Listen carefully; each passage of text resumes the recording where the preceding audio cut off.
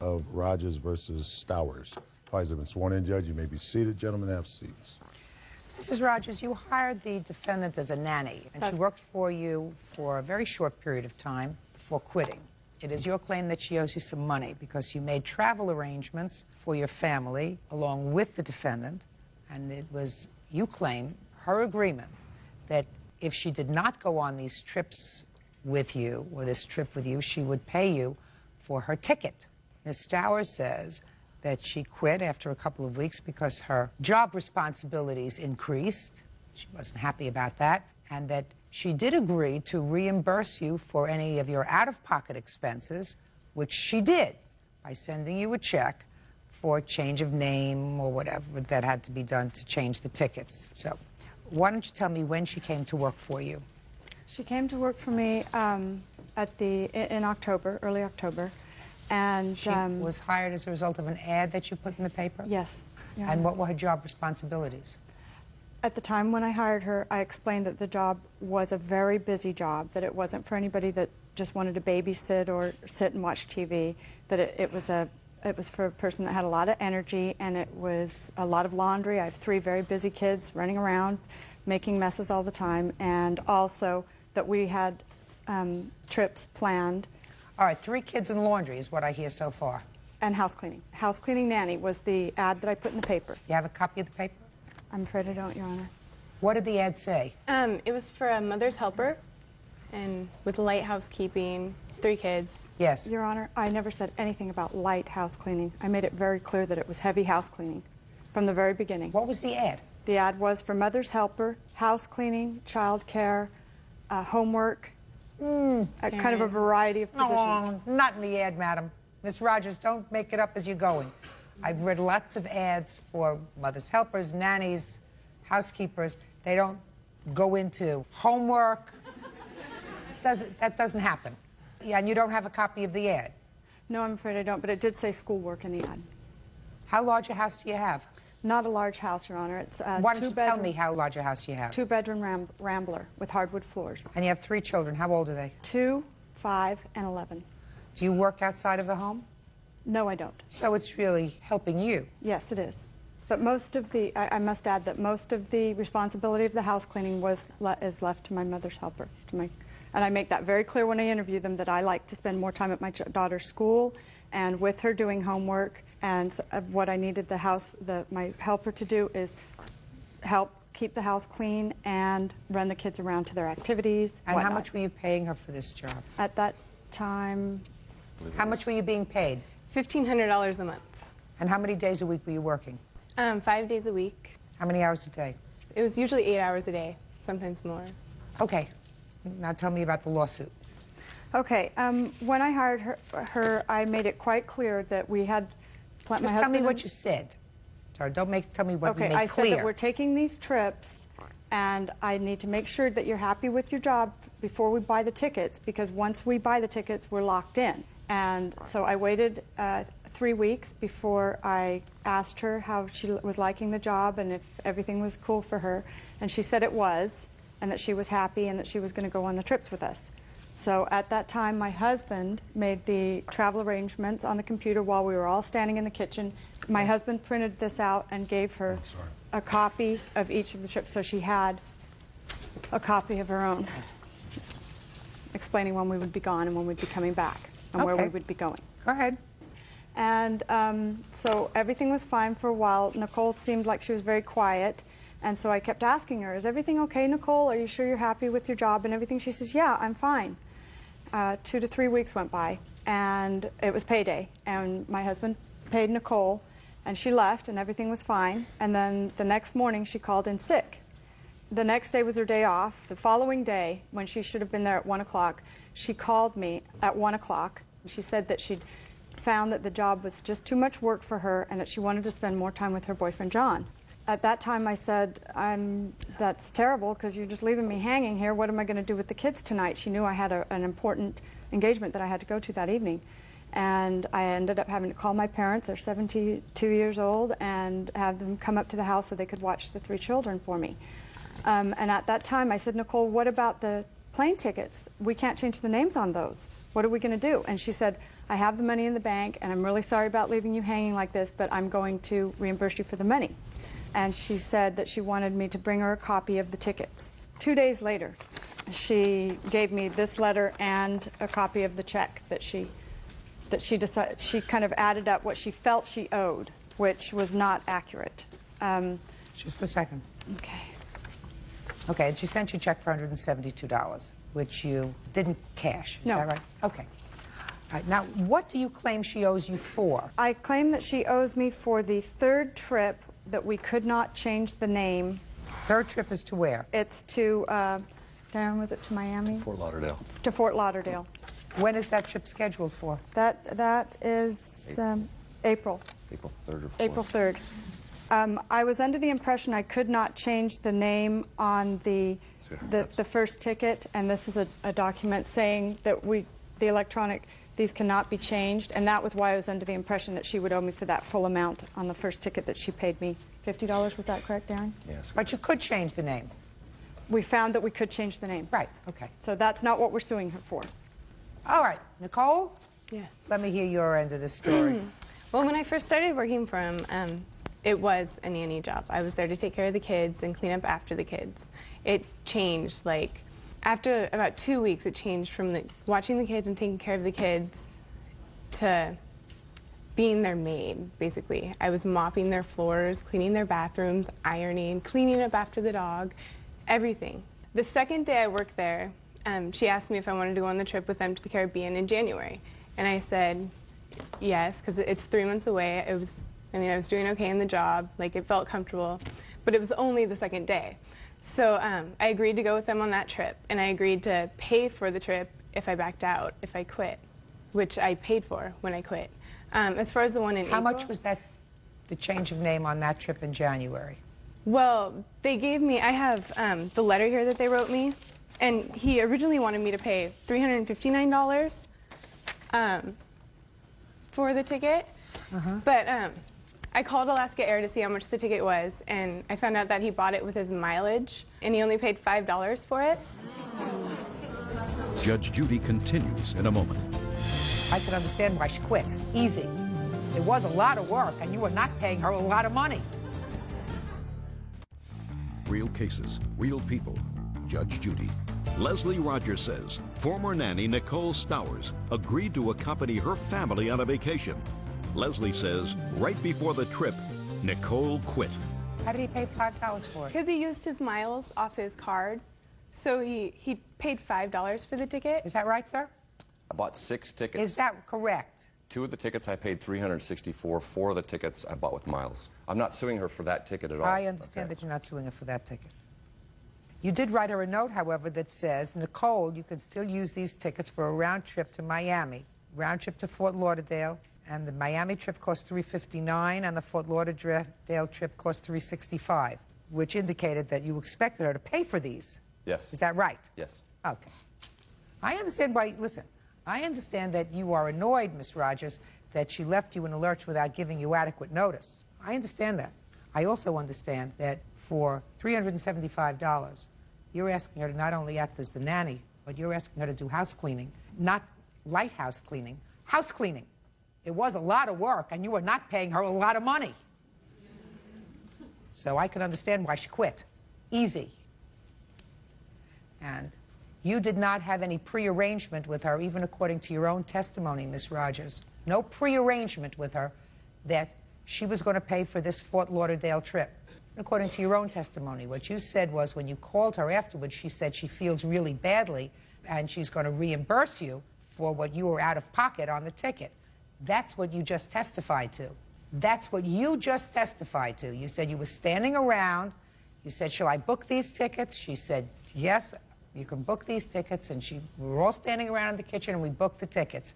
Then you said after she quit, and you called her and you said, you're leaving me in a lurch. She said, yes, I understand. And what about the tickets? And she said, we'll reimburse you for whatever out of pocket was. There was not a prearrangement when you bought these tickets, especially in April, that you bought in when, October or November? You don't have indentured servants these days, Miss Rogers.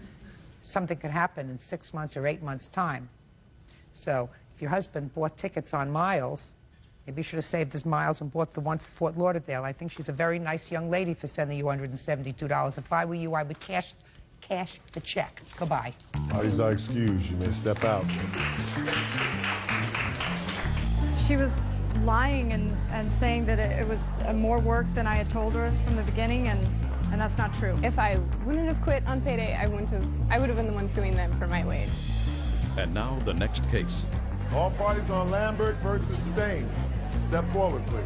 Geological draftsman Sherry Lambert is suing neighbor interior designer Penny Staines for knocking over a marble statue in her home. Miss Lambert, I gather that you and the defendant are neighbors. Is that right? Yes. And it is your claim that she owes you $5,000 because she was at your home during a party and knocked over a statue in your home and broke it. Correct. Ms. Staines said she's very sorry. It was an accident. True, but she also entered the home uninvited. So let's talk about that. You were having a party? Mr. Brown and his wife and myself were hosting a small party that day, yes. How was Mr. Brown? He's my next-door neighbor. I apologize, Your Honor.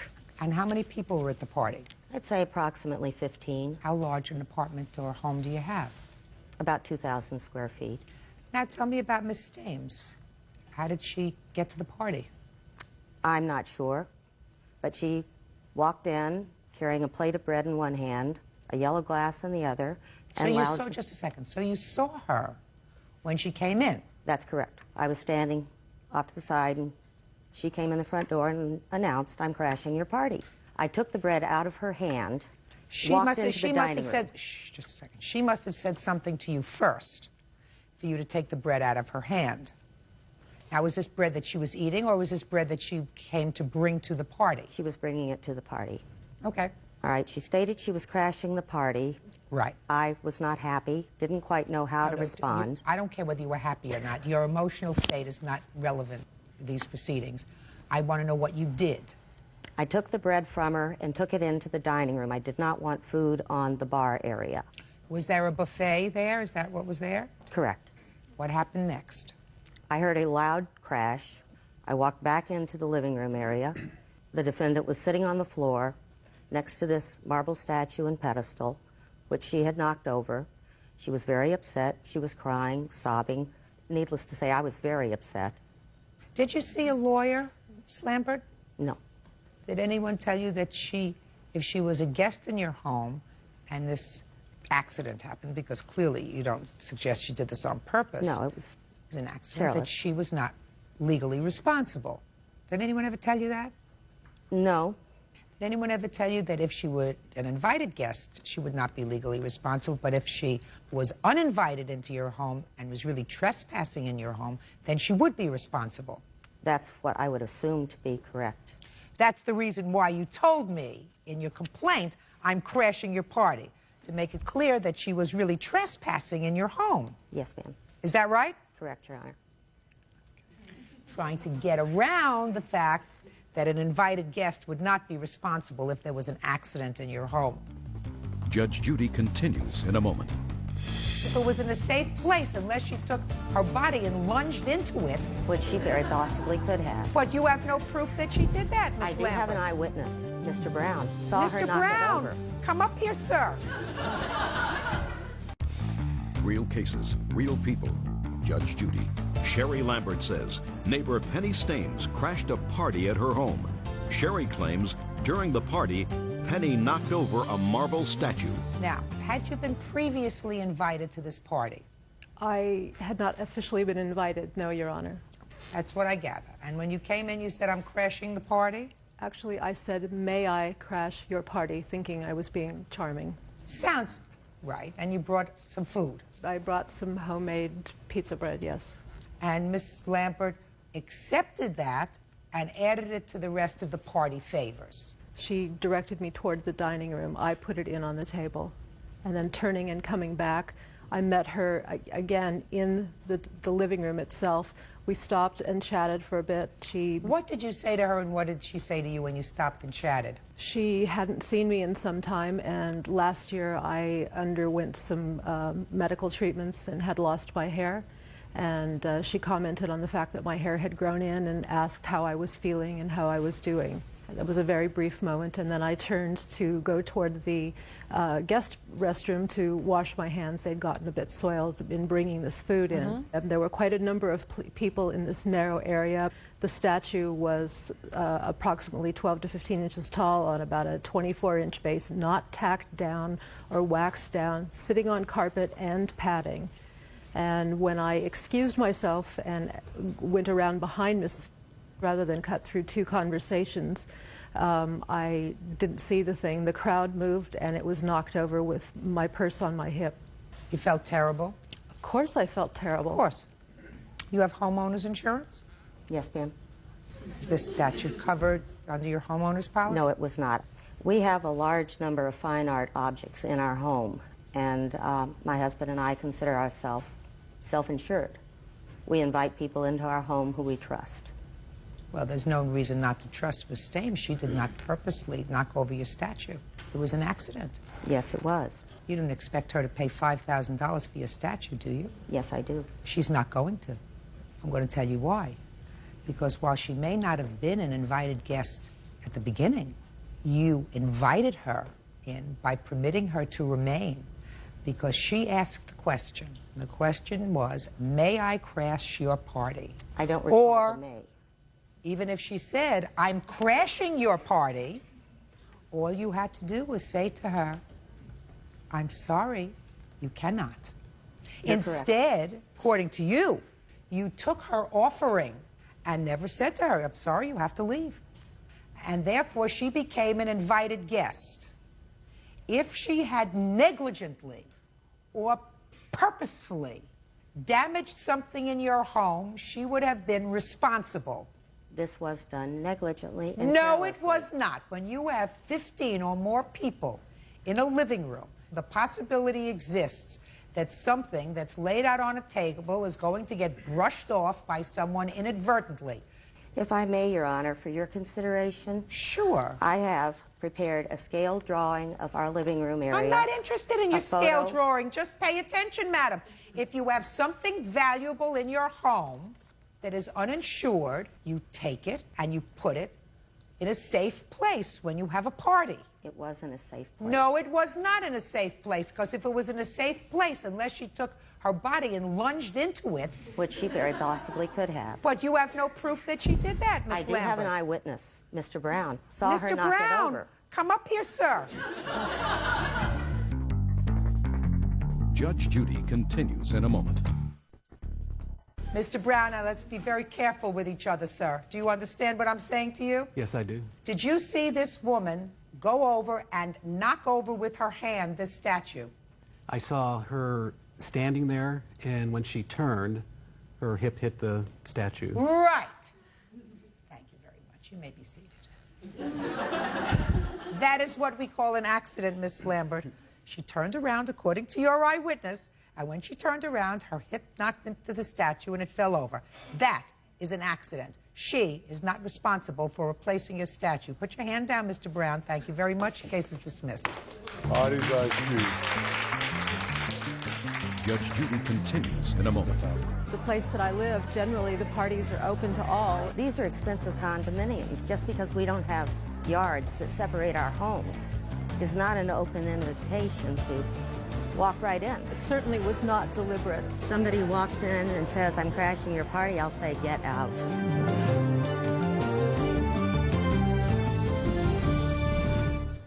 Your Honor, this is case number 590 on the calendar in the matter of Sokar versus Van Dorn. Parties have been sworn in, Judge. You may be seated, ma'am. Have a seat. You're welcome, Judge. Mr. Sokar, the defendant is your former wife. Yes, ma'am. When were you married? October 21st, 2001. And you have a child together. Your child was born when? May 12, 1999. It's a girl. So Yes, the ma'am. time your daughter was born, you were not married. You married when she was about a year and some months old. Is that right? Yes, ma'am. And when did you divorce? I don't remember. It July was 3rd of 2001. We were actually married in 2000. Were you living together at the time your daughter was born? Yes, ma'am. Is that right? Yes, we were. This is your complaint, Mr. Sokar. At the time your daughter was born, your former wife was receiving some sort of Medicaid. Yes. And the state of Kansas says that they spent $6,000 for the medical bills that surrounded your daughter's birth. According to you, you negotiated with them and got that amount down to $3,000, which you've been forced to pay. Right. You want Miss Van Dorn to reimburse you $1,500, which is her half of the medical bills for your daughter's birth. That's what the case is about. Right. Right? Yes, ma'am. So, there are certain facts that we can stipulate are true. A, you were living together at the time your daughter was born. B, that there is no question that the state has taken $3,000 from your salary or whatever for the baby's birth, correct? Yes, ma'am. That there's no question you are the father of this child. Right. So, Ms. Van Dorn, I would like you to tell me why you don't feel, as the mother, that you're responsible for half of the medical bills. At the time that I was pregnant, I was 19 years old. As I said, I was working part-time. I was also going to school full-time, not eligible for insurance. So I did get assistance from the state. At the same time, Mr. Sokar, who was living with me, but in a house that my dad was paying rent for, my dad basically supported me the entire first year that after we had moved from Los Angeles. And I told Mark I was moving to Kansas with or without him because I needed the support of my family.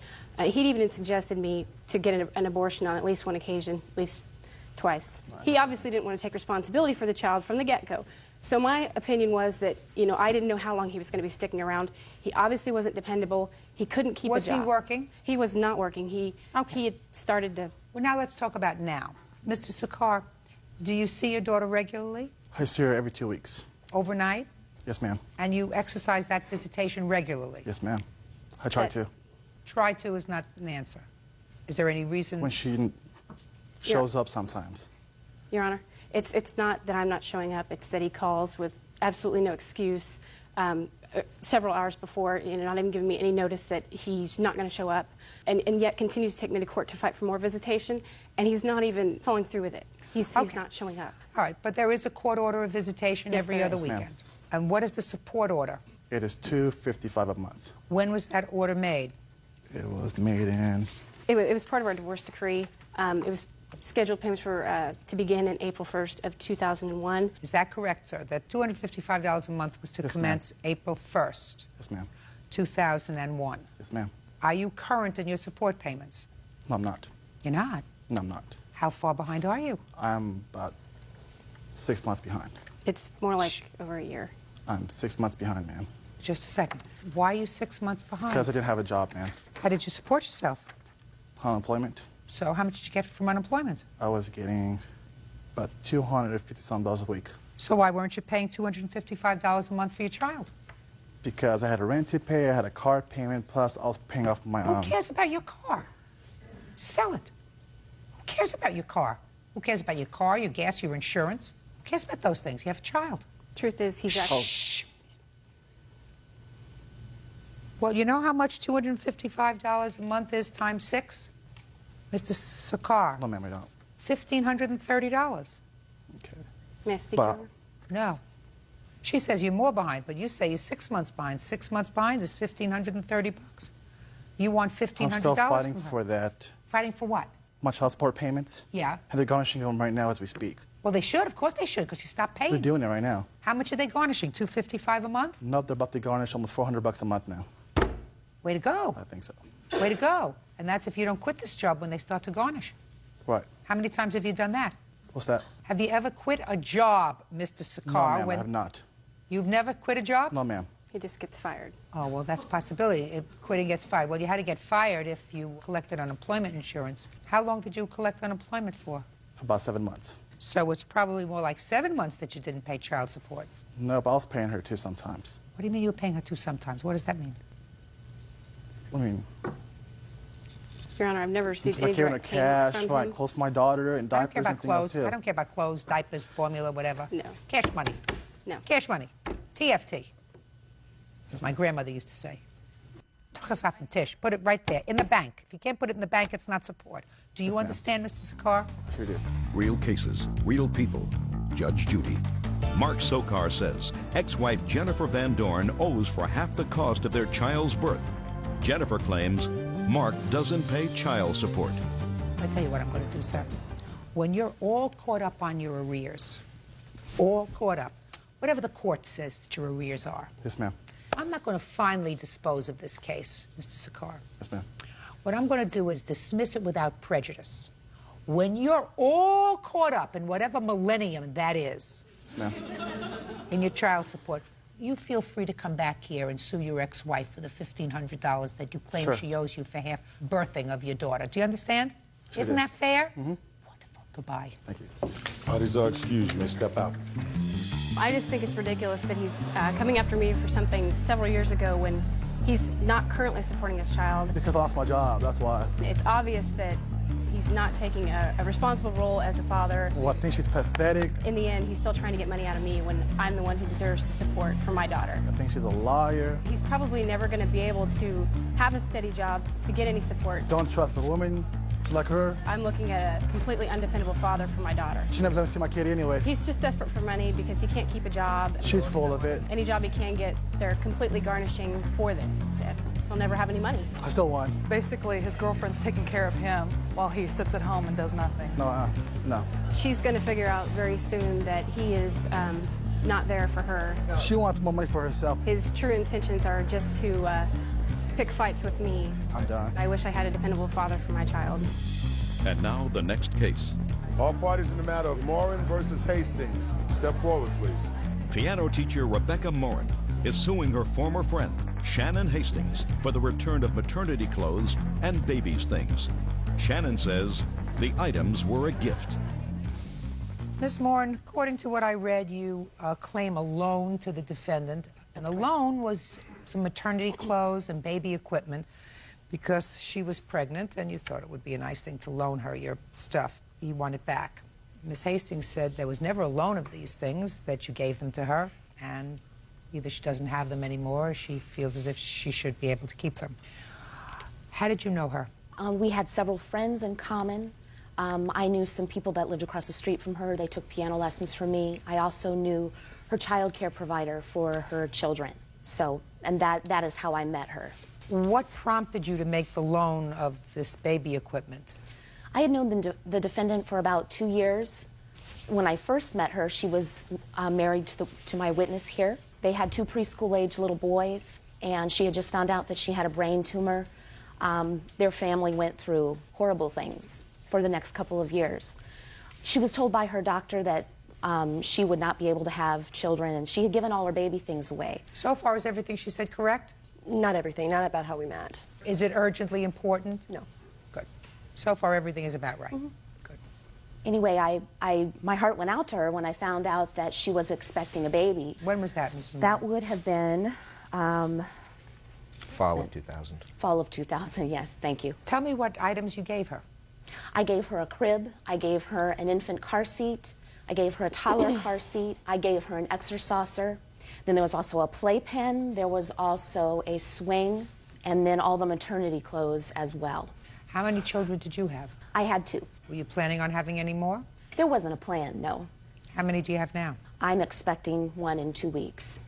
Look great. Oh, thank you. So now you want your things back for yourself? Yes, ma'am. Well, the maternity clothes you're not going to be able to use anymore anyway. Correct. But the other items you could use. Certainly. Will you use them? Certainly. Okay. So, I gather you're not married to the same husband anymore. because Well, the the husband's divorce is over still here. pending, which So is... you're separated? Yes. And the 3 children? They live with me. Your baby is how old? 2 years old, 2 weeks ago. Still use the crib? Well, not that crib, but yes, he's still in a crib. Where's the crib? The big rail in the front broke, and so we had to get a new one out of the paper for like $50. So you don't have it anymore? Right. Well, it went through 1, 2, 3 babies. Happens. Miss Morin wants the rest of her things. Why shouldn't she have them? Well, basically, what was left out was that we met through the church, that it's a Baptist church that we went to. Upon filing for divorce, the church decided that they could no longer support me because I'm the devil's spawn. They don't believe in divorce, and so everybody basically just turned their back on me and said that if I followed through with the divorce, they could no longer support me. When did you file for divorce? Gosh, almost, it'll be 2 years this coming October. 2001.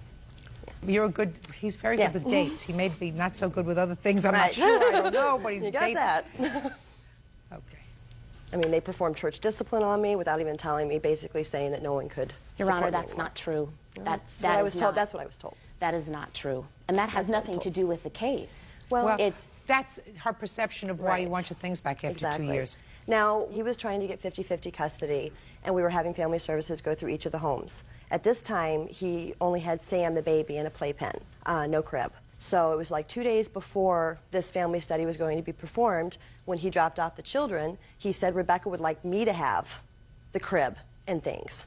And I said, well, then I'll talk to Rebecca. Did you ever have a discussion with him about those things? Yes. Tell me about that conversation. Before I ever loaned it to them, I had discussed it with the defendant. I had also discussed it with him that I wanted those things back. The question is, had you told Mr. Hastings Correct. that he could have these things instead of his wife? Oh, no, I did not say that to him. I did tell him I would like them back. I told him I didn't need them right away because I wasn't due until April. And so after the first of the year, then I began asking for him for those things back. That was January of 2003. Okay. What is it that you want him to testify to, Mr. Hastings?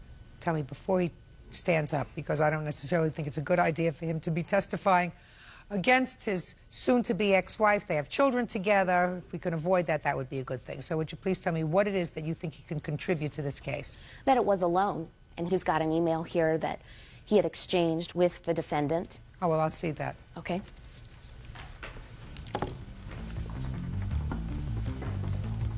Judge Judy continues in a moment. Children didn't ask for you to get married, and the children didn't ask for you to get divorced. So you're supposed to make it most comfortable for the children, because in the words of my father, 2 innocent people shouldn't suffer for what 2 guilty people did. Real cases, real people. Judge Judy. Rebecca Morin says former friend Shannon Hastings won't return her maternity clothes and baby's things. Shannon says there was never an agreement to give the items back. Are those what are left of her maternity clothes? I don't think she needs them anymore, but she should have them. Sure. So give them back to her. Ms. Hastings, having been through the drill of optimum utilization of maternity clothes, you know, they're sort of passed around from family to friends, so that you don't use an extra saucer just once for one child or 2 of yours. You can use it until it goes. Right. Use it as much as possible. But it seems to me at this point that Ms. Morin was very generous to make these things, let us say, available to you. I agree. Now, the crib is no longer there, so you can't have it back. And certainly there was no agreement, Ms. Morin, that she would replace anything that broke. Is that right? No, but it was certainly understood that I wanted my things back. Of course, but what happens if something broke? Well, I would think she would have the courtesy to at least call me, return my calls, and tell me it's broken. Should have. She absolutely should have. But I have a feeling there's lots more there. That she felt as if she was shunned by the church. She made a decision to divorce. It's been a difficult year or so between these 2 people, going back to court, issues of custody and all that entails. You know, do you send clean clothes or dirty clothes? When do you pick up? When do you drop off? All kinds of ridiculous things. With regard to that, and I digress for a moment, all I can say to you is children didn't ask for you to get married, and the children didn't ask for you to get divorced.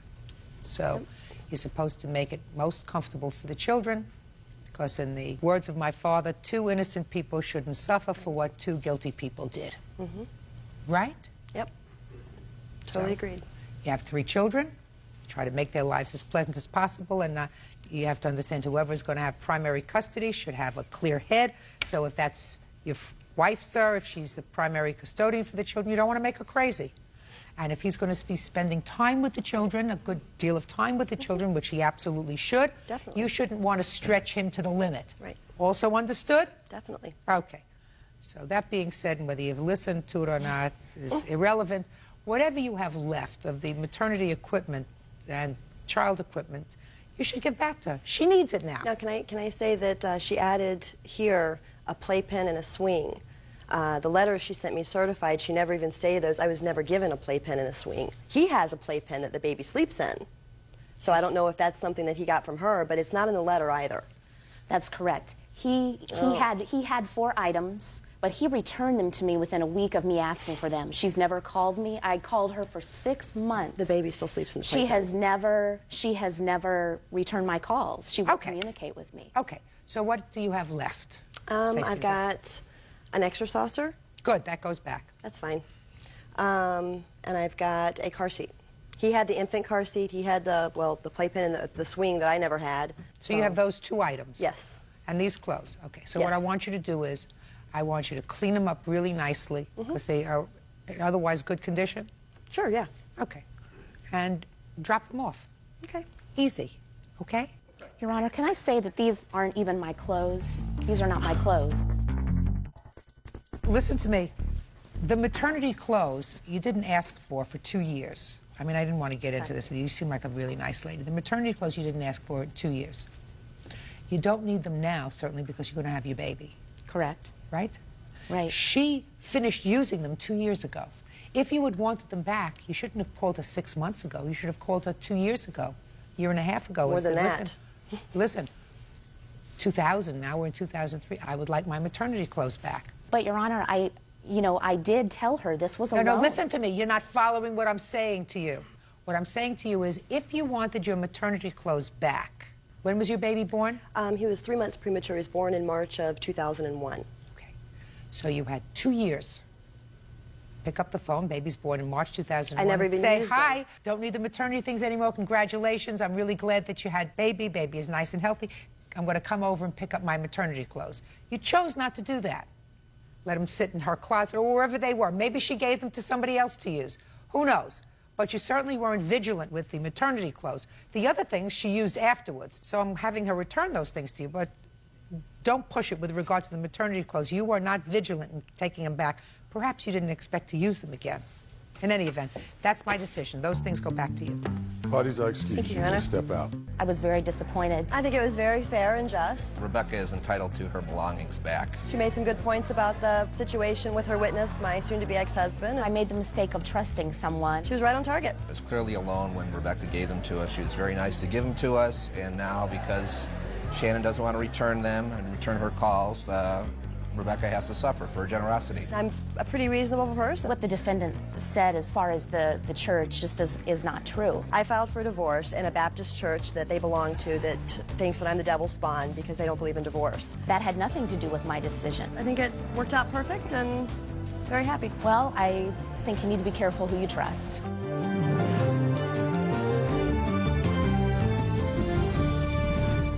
The matter of Raskob versus Lincoln. Parties have been sworn in, Judge. You may be seated. Thank you, Bert. Yes.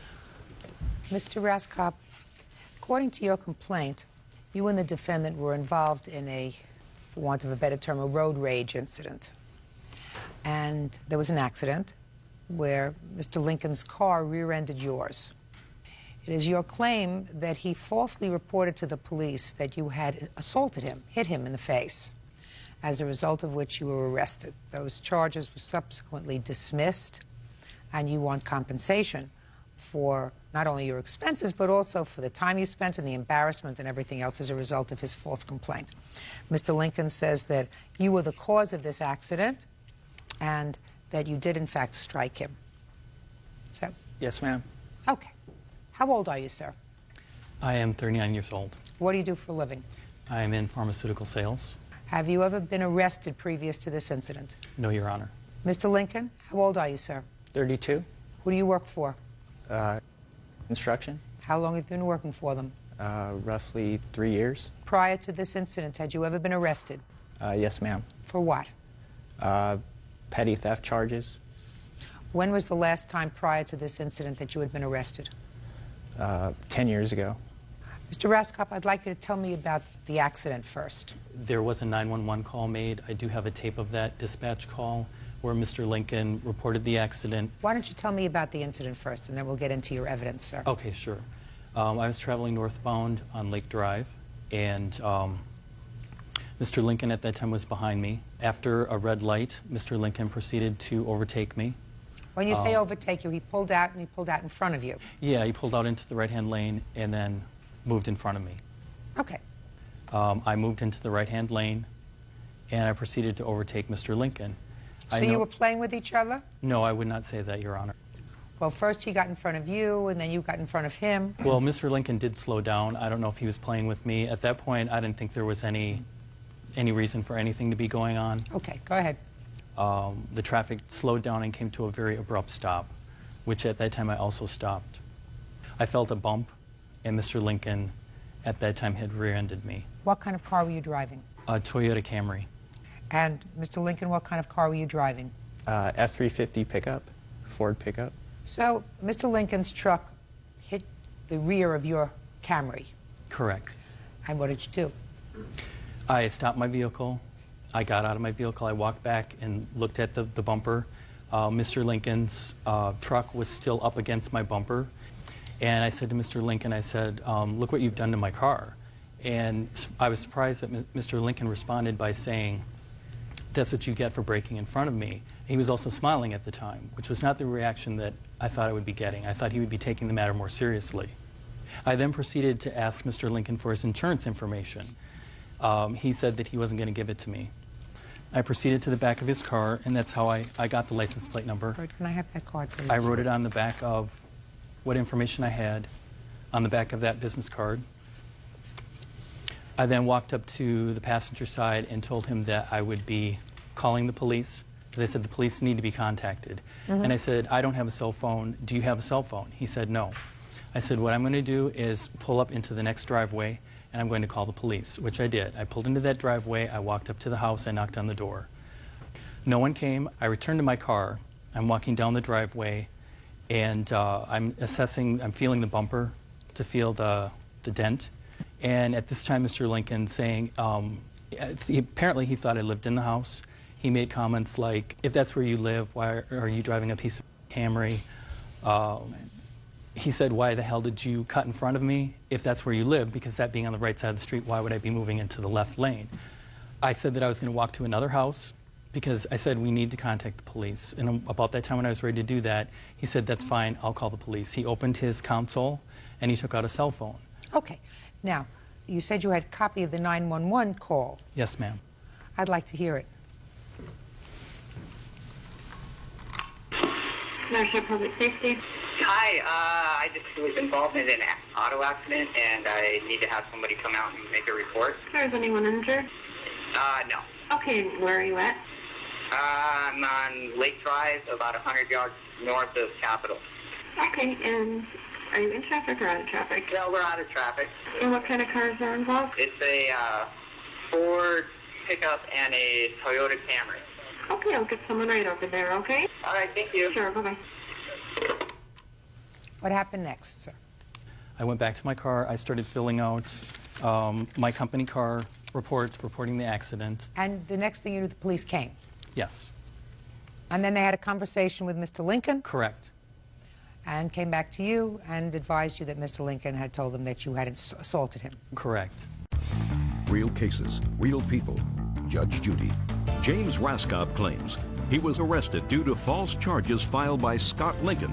Scott claims James slapped him during a traffic altercation. Okay, Mr. Lincoln. I'll hear you, sir. Basically, it's the same thing what the plaintiff said. I got out of my truck. He started verbally insulting me. What did he say to you, Mr. Lincoln? Did I graduate high school? I probably make 10 times more money than you, and basically I'm an idiot for hitting him. And then I said, well, you know, the way he was driving, first off, when he pulled into my lane, he stopped, and then I had stopped, and then he went about 10 feet further, and then he stopped again. He abruptly stopped, and I stopped again, and there was no traffic in front of him. And then he did it a third time. That's when I guess he says that I hit him. I did hit him. And he walked towards the back of my truck to get my license plate number, and I was telling him to calm down because he was getting upset, and he hauls off and pops me in the side of the head and knocks off my baseball cap. And he didn't. So he hit you, just a minute. So at that point, he had just taken down your number. Correct. And at that point, you went back to where he was writing down your license plate number? Yes, ma'am. And he hit you. Did he hit you with an open fist or a closed fist? No, it was an open hand. It wasn't even hard or anything. He just hard enough to knock off my baseball cap, and it really wasn't a big deal. Just a second. Okay. Just a second, sir. he actually came into contact with your face because according to what I read here, the police said there was a red mark on your face. That's correct. Okay. I'd like to see the police report.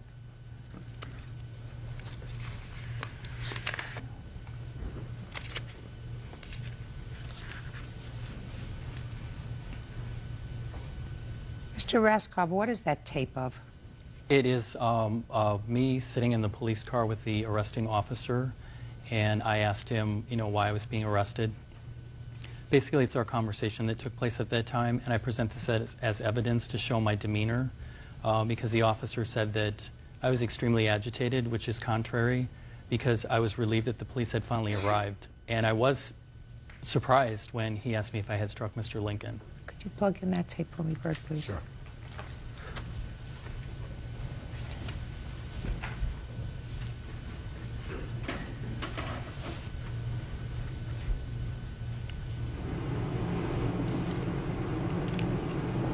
Well, you're under arrest for battery at this point. We may amend it to a disorderly conduct based on that gentleman's statement and based on your prior behavior when I asked you to get in the car.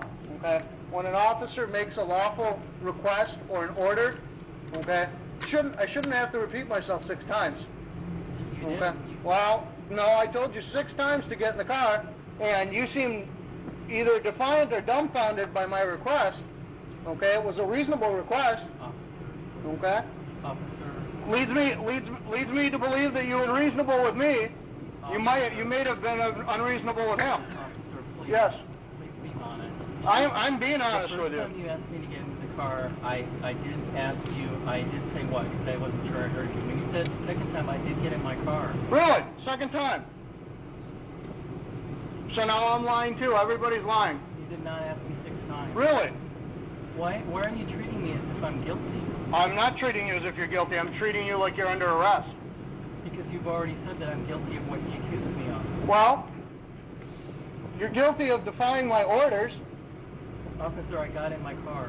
Yeah, after me telling you to do it 6 times. Officer, you did not tell me to do it. Okay, well, that's something that you and I will disagree on. But that's not why you're under arrest. Why am I under arrest? You're under arrest because you hit that gentleman. I did not hit that gentleman. Every day we judge everybody's character. And people tell me he did it, and people say she did it. I turn it off. Well, he didn't call it right this time, did he? Oh. Your Honor. Quiet. Judge Judy continues in a moment. And later today. Don't pee on my leg and tell me it's raining, sir. You acted like an idiot. It's true. Okay. You act like an idiot. Sometimes people get irritated. Real cases, real people. Judge Judy. James Raskob claims he was arrested due to false charges filed by Scott Lincoln. Scott claims James slapped him during a traffic altercation. Mr. Lincoln. Yes, ma'am. I have to make a judgment whether I think you were lying to the police. I find that you lied to the police. Because when you called the police in that 911 tape, that was after, according to you, you had been struck by the plaintiff. And any normal person who was involved in a fender bender, especially in your situation where your car was not injured, the first thing that a normal person would say to the police was, I have just been assaulted. I want you to play that tape again. Do you understand, Mr. Lincoln? Yes, ma'am, but that's not what happened. That's exactly what happened, Yeah. sir. You're a wise guy. I'm just telling the truth. You're a That's all oh I'm no, doing. sir. You said absolutely nothing about an assault. Nothing. Zippo. That's because it wasn't. I didn't feel it was a big deal. It's not like That the was guy the first rocked thing me you with said a to the closed police. fist. It's not like the guy That hit me was with the a closed first thing. fist, though. Hey, listen to me. That was the first thing you said to the police. If it wasn't important to you, sir, what did you sign a complaint for? Just What because did of you his attitude of the. Oh, track, but 'cause he it's was- just because of his attitude. Yeah, if he was cool, at the accident, I wouldn't have done anything. I mean, because I'm just that type of person. But it You was his sure attitude. are. Play it again for him. I just was involved in an auto accident, and I need to have somebody come out and make a report. Is anyone injured? No. Okay, where are you at? I'm on Lake Drive, about 100 yards north of Capitol. Okay, and are you in traffic or out of traffic? No, we're out of traffic. Okay, can I get your last name? Lincoln. Turn it off. You're a wise guy, Mr. Lincoln. Judgment for the plaintiff in the amount requested, $3,000. That's all. Step out. Parties are excused. You may step out. I believe, and I did say that I thought at that time he was acting like an idiot. He had an attitude, but, you know, Judge Judy didn't see it my way today, I guess. He did not take the situation as seriously as I did. I think he was angry towards me for that, for the things that I said. The officers saw what I saw. He had a bad attitude, so he arrested him. Judge Judy made the right call. And now the next case. All parties in the matter of Sikorsky versus Cram. Step forward, please. 21-year-old phone technician Andrew Sikorsky is suing 19-year-old student Chase Cram for medical bills. Andrew says Chase threw a bottle at him during a game of beer pong. How old are you, Mr. Cram? 19. What do you do for a living? Salesman at a ski shop. You left school? No, I'm mainly a student. Where? Morris County College. How do you do in school, Mr. Cram? C's. That sounds just about right.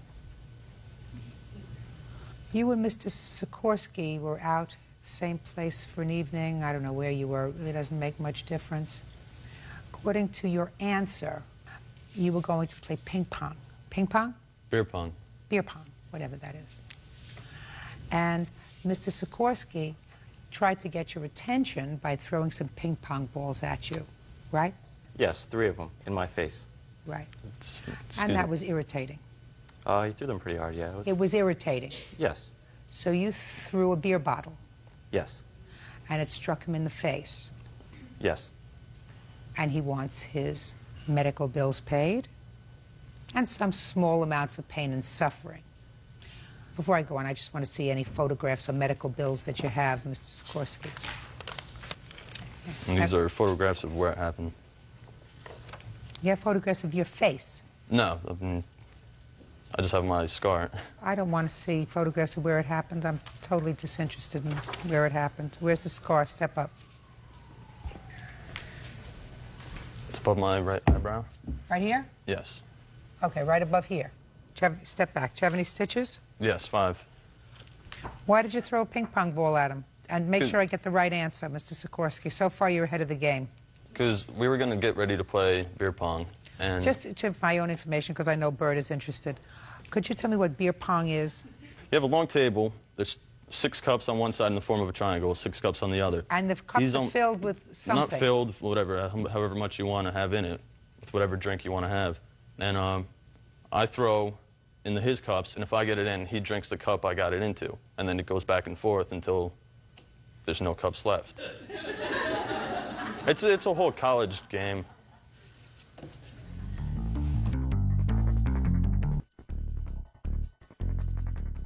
What year are you in school? I'm not in school now. So were you in college when you were playing this game with him? No, I was actually working. Well, so why are you playing this game if it's a college game? Because I was in college, and then whatever, just for fun, we started playing. So you learned the game in college? Yes. That's about all you picked up? Yeah, just about. I really grieve for the future. Judge, now you know we did some of the same things. I never did any of those things. I did. I never did any of those things. Now, you were ready to play your beer pong, and you wanted to get Mr. Cram's attention, so what you did was you threw a ping pong ball at him? Yeah, I threw a single ping pong ball at him. I've witnessed that, saw me throw it. Don't you remember his name? Yes. What's Chase. his name? Chase. I know him as Chase, but that's his middle name. But I don't care. So could you have yelled, Chase? yeah, but How about Cram? You think you would have turned around? possibly, yes. Is there any reason why you threw a ping pong ball at him? I just thought it'd be funny. Something else you learned in college? We do it. Well, Okay. Now I got the picture. He got 5 stitches in his eye. That didn't come from the air. Mr. Cram, I want you to tell me why you are not responsible for all of his medical bills, please, and his pain and suffering. I'm not responsible because, Your Honor, on previous occasions, the defendant had put an open flame heater to me. I told him to stop. Why didn't you call the police?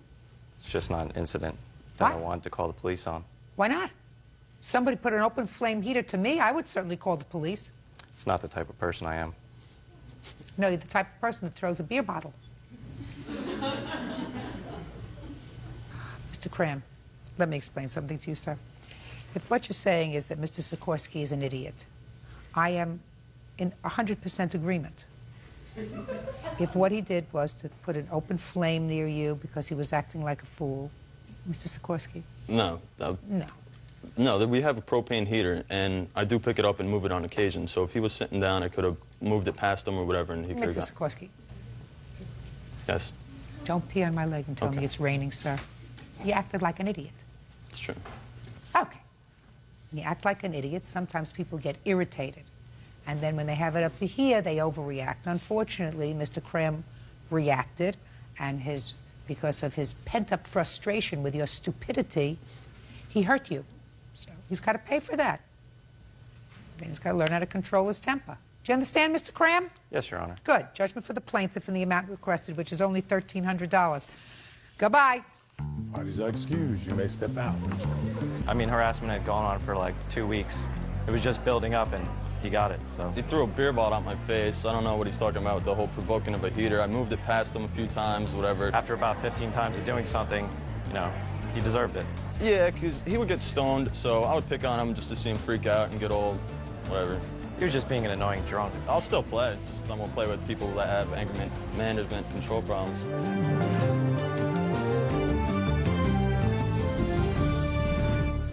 Yeah, this is case number 184 on the calendar in the matter of Roy versus Zamias. Party, you're welcome. Parties have been sworn in, Judge. You may be seated. Ladies, have seats, please. Miss Roy, according to your complaint, you rented a room in defendant's home. Yes. When did you rent the room? From January until May. And what was your monthly rent? $500. According to your complaint, there came a time sometime in, was it May that you had an argument? Early June. So you stayed there till June? Yeah, well, yeah, I was to You stay. stayed there till June? Mm-hmm. You had an argument over Tupperware. Yes. As a result of that argument, you say you were assaulted, given an eviction notice, forced to move. You want the defendant to pay you for the assault, pro rata for the rent, because you had already paid June's rent, I assume. Mm-hmm. Your moving expenses, told you wanted to pay $1,543. So let's take it from. When in June did you have this argument? June 6th. Tell me about the argument. Well, the morning of June 6th, I woke up, and I had been looking for my Tupperware throughout that week. And What Tupperware? This Tupperware right here. Those two pieces? Yes. So throughout the week and in the morning before work and everything, that's when I had time to ask her. So on June 6th, I knocked on her door, and she said, you know, come on in. And I said, hey, Nicole, you know, have you seen my Tupperware? And she said, no, you know, and went on into, you know, Karina, I need to stop condensing your food down into smaller containers in the refrigerator. And this was the third time that I had asked her for my Tupperware, and she was changing the subject when 2 other times I wasn't getting direct answers, and where she was directing me, they weren't there. Like the first time I asked her. I'm not interested. Okay. Just get to the point. So I said, look, if I don't get my Tupperware back, I'll just take it off my rent. And she said, well, don't you dare. And she threw her blankets off her, with which every morning. Just a second. Are you telling me you went into her bedroom Yes. to ask? Let me finish my question. You went into her bedroom to ask for those 2 pieces of Tupperware? Yes, for the And third. she was in bed? Yes. Go ahead. So she threw her blankets off. Mm-hmm. Go ahead. But, you know, every other morning. Just answer the question. Okay. Tell me she threw her blankets off and said what? Don't you dare, you know, and she threw her blankets off, and she ran to the door and slammed it open. She said, I ate it! And she stormed into the kitchen. And I followed her, and she opened her Tupperware cupboard and forced all of her Tupperware on me like that. Let me explain something to you. Don't get dramatic with me. Okay, go ahead. So she... And threw all of her Tupperware on me. She didn't throw all of her Tupperware on Yes, you. she did. Yes, How did she did. Miss Roy, you're standing there, so what you're telling me, she took out each piece of Tupperware from the cupboard and threw it at you? No, she has a Tupperware cupboard, and she put her arm on one end of that Tupperware cupboard, and with all of her force, threw it on me, and I was standing behind her, and it landed on me. Is that the assault you're talking about? No, and there was one other. No. Is that the assault that you're talking about? That's one of them, yes. And when was the other one? Then she kept standing there and screaming, you know, how dare you, and don't you dare, don't you even dare, Karina, shame on you, shame on you. Listen to me. Like this. I hear you. Okay. Go ahead. Well, this is what she was yelling at me. Go ahead. And I said, you know, Nicole, you said you were going to take care of my Tupperware, and and on Sunday your maid came, and I haven't seen him since. And she said, there's your answer, Karina. Look in that cupboard there. Look in that one. And I go over there, and I open it up, and it's kind of on the ground, so I kneel down, and there's my Tupperware, and I grab it. And when I'm down, she's leaning her whole body into me, pointing her finger in my face. How dare you? Don't you even dare. Shame on you. That's it. I want you out of here. And she hit my head with her finger. She had all of her weight on me. Next. So what happened next? So then I got up, and I'm just like backing away. I'm like backing away. I'm walking out of the kitchen, and she threw her hand up. Damn you, how can you do this? And that's it, Karina, I want you out of here in 30 days. And I'm standing there, and we're standing in front of Anna now, okay? And I said, good. And Anna stood up and said, hey, and looking directly at me, and said, hey, the babies, as she's looking at me. And I had not said anything through this whole entire time. What did she say? The babies. The babies. Hey! Quiet. What happened next? Well, you went to work. As Anna was saying. You went to work? Yeah, I went to work. And what happened when you came home from work? There was a letter in my room. And what did the letter say? It said, because of your histrionics and verbal assault this morning, Anna and I agreed that for the sake of the daycare children, you are to leave the premises as soon as possible. I am hereby giving you a 14-day notice. Okay. You don't deny writing that note? No. No, good. Okay. Where did you come to a 14-day notice? In my contract, Your Honor, I have it's a month-to-month lease. Yes, so there's usually a 30-day notice. Right. And because of the daycare, should there be any behavioral or safety issue, I exercise the right to use the 14-day. And also the tenant. Is there a notice in your agreement giving you the right for a 14-day notice? Yes. Let me see it. Yes, it's right here. And, can I see it, please? Yes. Good. There's also a 48-hour, but that's for something more serious like underage drinking. Let me just see. In my home.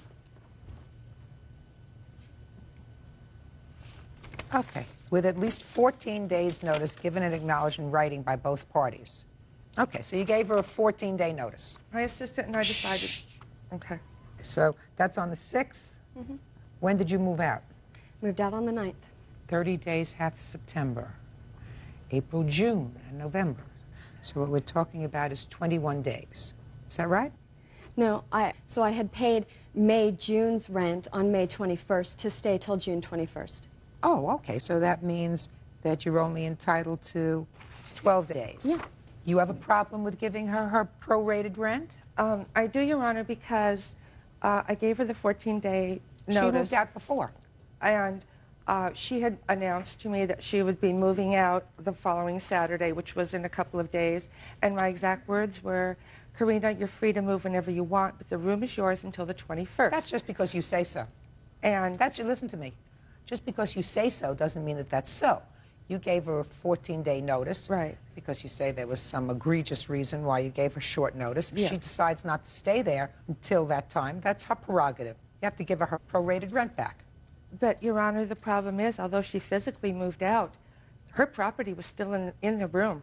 All of her? Absolutely. No, not all of her property. What? The day after she moved, she said she needed to bring her answering machine in because her phone... What was in her Well, room? there was a lamp, a pole lamp, and then her ashtray, and she said Saturday night when she moved out, I'm really tired, my ashtray is in there, I didn't even wash it, I'll get back to it later. And I did not even go into the room to clean or anything. When I did go after the 20th, when she got her security deposit back, then I went in there, and these two items were in the closet still.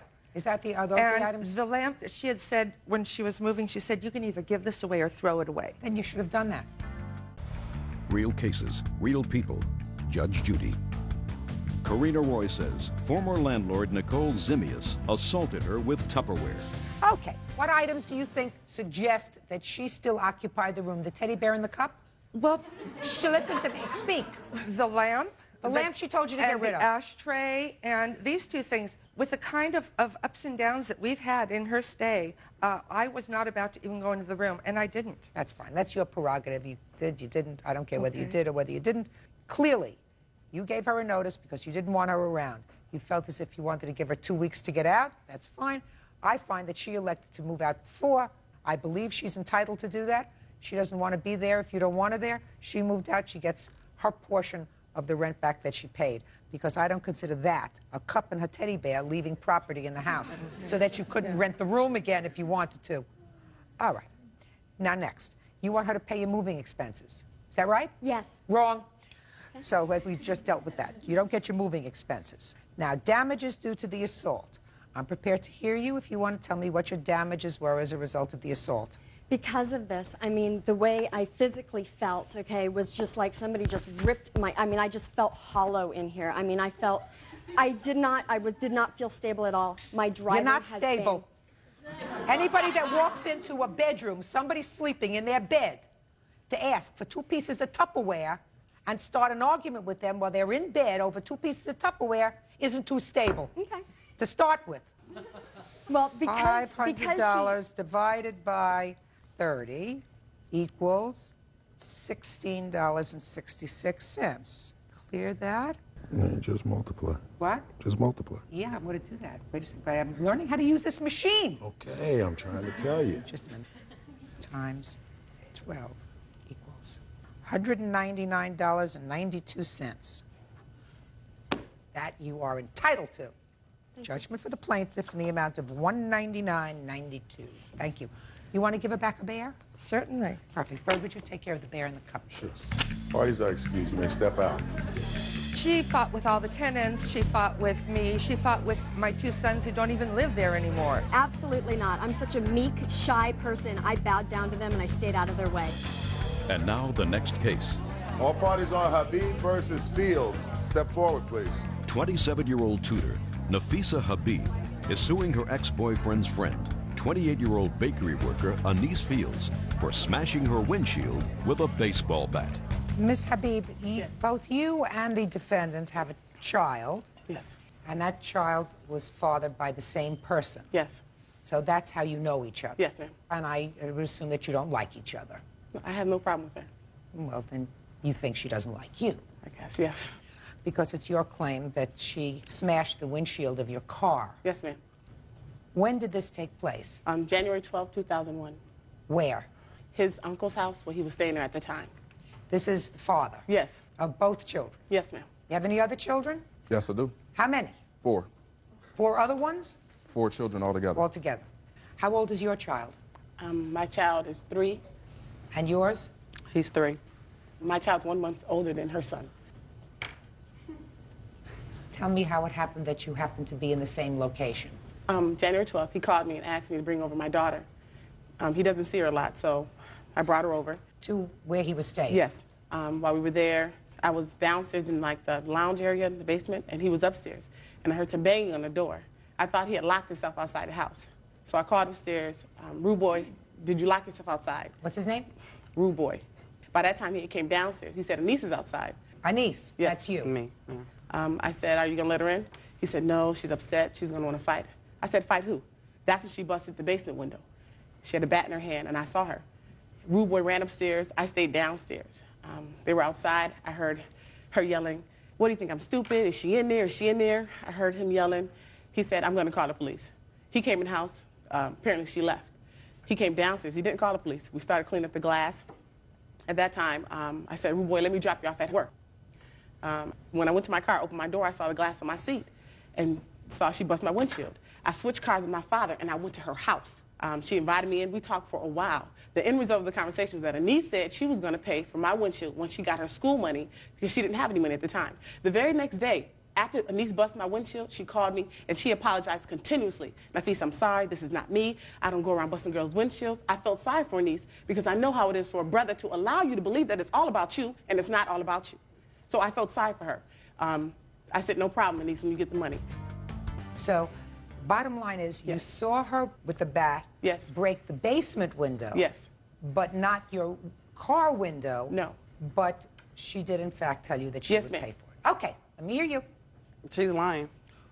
Basically. Why don't you just tell me what happened? You I wasn't there. No, I was not there. No. Just a second. Are you telling me that you never went to the house? Yes, that's what I'm telling you. I think you have to come up with a better story than that. I'm going to tell you why. Because I believe her when she says that you came to the house. Mm-hmm.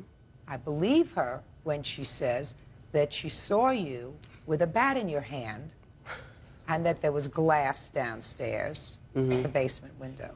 So I think we're going to start over again. She's lying. He lives there, so he was there, so he can tell you. I was not there. All right. She's lying. I don't know. My basement window never got broke. I don't know how you can see somebody break the basement window from the basement. I don't know what she's talking about.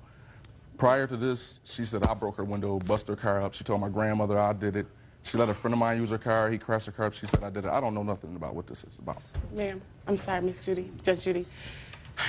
I'm trying to be calm because I want to cry because I cannot believe that Jamar would sit up here and lie. He was supposed to watch Hanifa, but he said that he couldn't watch her. I didn't even know he was going to be here. Rude boy, you should be ashamed of yourself. Shh. Don't talk to him. I'm sorry. Can I see the police report, please? Yes, ma'am. Miss Judge Judy, he also told me, Rude Boy himself told me that Anise had intentions several times to pay you for your car windshield, but things that came up. When I went to her house, I met her mother, I met her daughter, Asia. You brought your daughter I to met my her house. son. No. Okay, just a minute. Wait. Oh, God. I can't believe you, Rude Boy. I can't believe you. Oh, it's over. Never was anything. Whatever, Rude Boy. Whatever. If you talk amongst yourselves, you're leaving. Excuse me. Tell me why you reported this to the police 2 days later. Well, I believed in when she said she was going to pay me for the windshield, and when she called me the very next day after it happened, I believed her. I believed her. My father said, Nafisa, cover your tracks. If you get a police report, then at least you have that in case you have to take her to court. I did not believe it was going to have to go this far. It's only $183. I'm not asking her for cab money or the inconvenience she put me. My sister had to come and get me several times to pick up my children. I work 2 jobs. I raised 4 children by myself. I don't have time for this. This is so juvenile. Mr. Jones, do you currently have a relationship with any of the 3 or 4 women? This one here. This No, one. he doesn't. Shh, I'm sorry. No. I apologize. No. I'm sorry. So you currently have a relationship with Anise. Yes. How long have you had that relationship with Anise? Since last year, we started dating each other and being in a relationship last summer. How many children do you two have together? 1. Your other 2 children, do they have the same mother? No. What do you do for a living? My teacher aide, bus aide. Nothing. Shh. I'm sorry. I apologize. He's lying. I'm sorry. Well, how was she taking me to work if she came over? Just listen to me. She's making up stuff. Listen to me. I'm sorry. I understand. I apologize. Teachers' aid, bus aides don't Yes. make a lot of money. Small money. Small money doesn't make 4 children. No, I make 4 children, but my money take care of my children. Impossible. Impossible. Okay. Do you work, Anise? Yes. What kind of work do you do? I work at a bakery. How many children do you have? 5. Do all 5 children live with you? Yes. You make a lot of money in the bakery? No, I don't. I also go to school. How is your family subsidized? From me working and going to school. How much money do you make at the bakery? I make $5.50 an hour.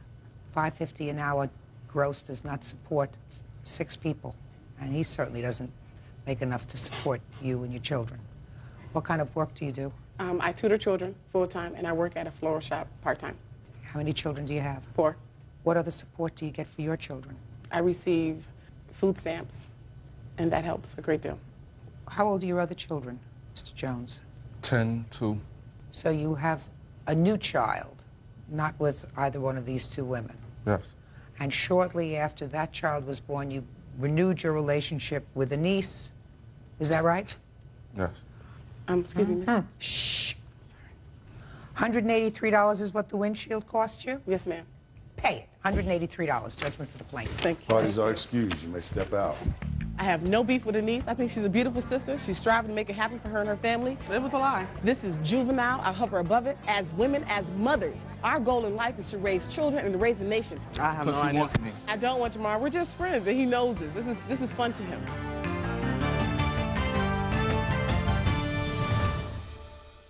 This is case number 441 on the calendar in the matter of Griffin versus Moore. Thank you, Bert.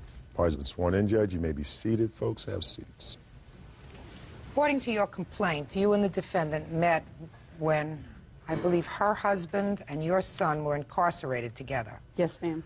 Your complaint alleges that you developed a friendship and you allowed the defendant to charge certain items on your credit card with the agreement that she would repay you or pay the bill as it came in. Initially she did, then she stopped. And you allege that when she stopped paying, she owed you $842. That's correct, Your Honor. So when did you first meet the defendant? I think approximately about a year ago. My son was incarcerated, and he was her husband's roommate.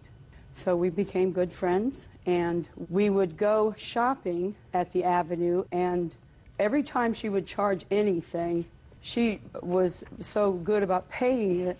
I mean, it was probably most of the time before it even became due. When my son got out of incarceration, she had a type of attraction to my son. It became almost impossible for me to have conversations with her because I did not want to be in the middle. Your Honor, that's not the truth. Just a second. And after a lot of harassing phone calls, I had asked to quit because I couldn't take it anymore. Then at that time, she refused to pay for what was left to be owed on my credit cards. What was left? This is the deposits of as far back as we started this. These are all that she's charged, all she's paid, what she owes is left.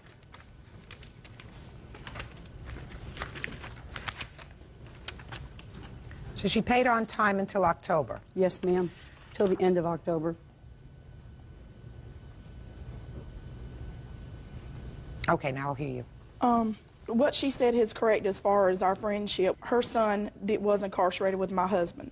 When things went bad was because her son had a drug problem. And I tried to help him. Your Honor, this is irrelevant. Just a second. Her son asked me for a ride to the interstate. I took him to my house instead of the interstate. Miss Griffin got to my house before we did.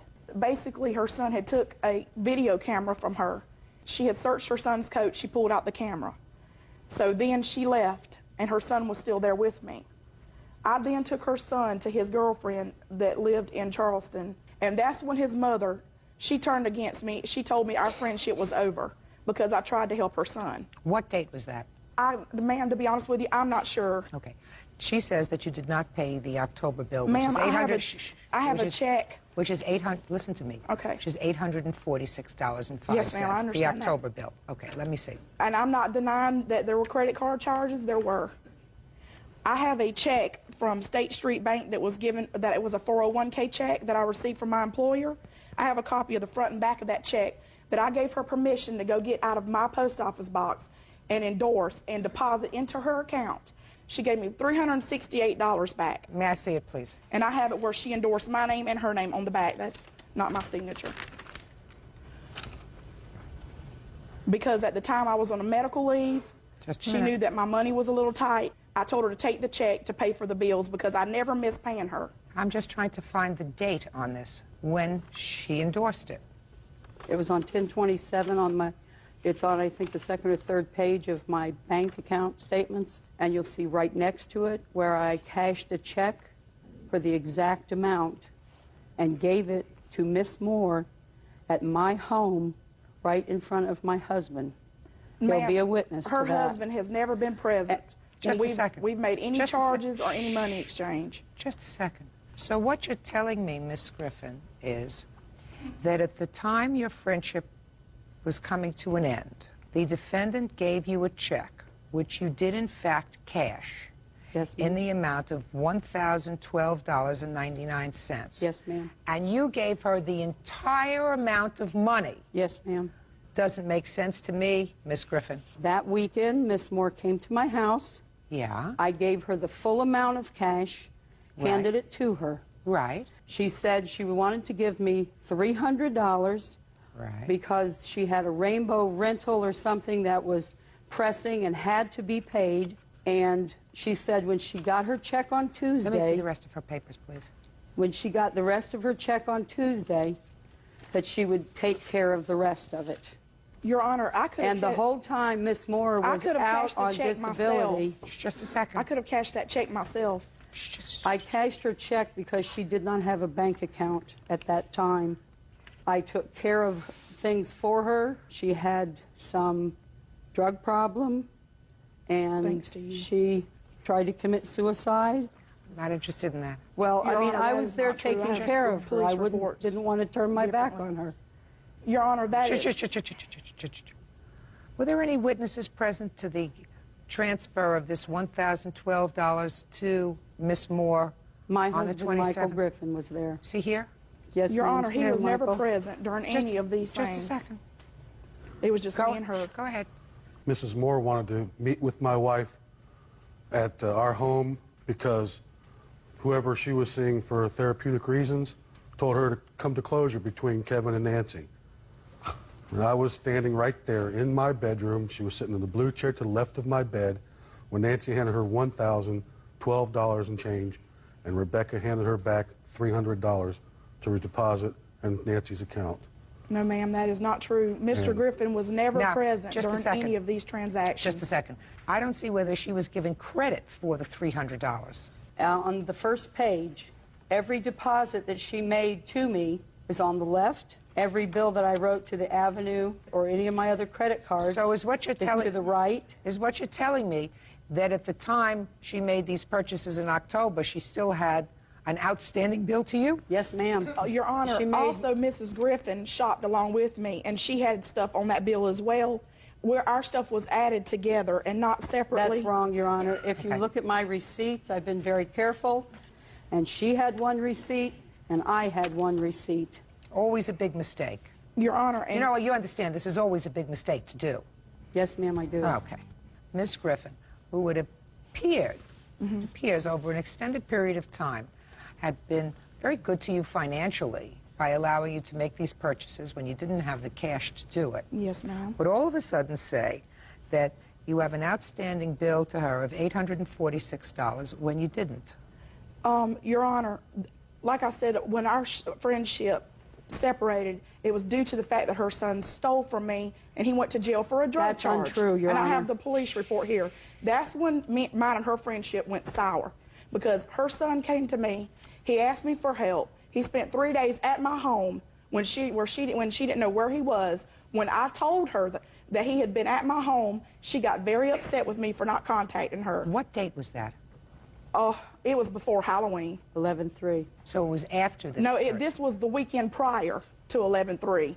Was it before or after the $1,000 check was cashed by the plaintiff? This was after. Is that right? Yes, ma'am.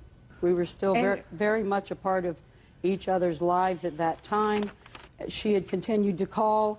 I said, please do not call me anymore. I got so upset that I wound up in the hospital on her last phone call. Okay. Your Honor, I believe you, sir. Listen to me. I believe you, sir, when you indicate that $1,012 was passed. Were you present when $300 was given to your wife? Yes, Your Honor. How was that given? In cash. $100 bill? Rebecca, pardon me, Your Honor. Rebecca handed back cash, $300 cash to Nancy. Not true, Your Honor. That is not true.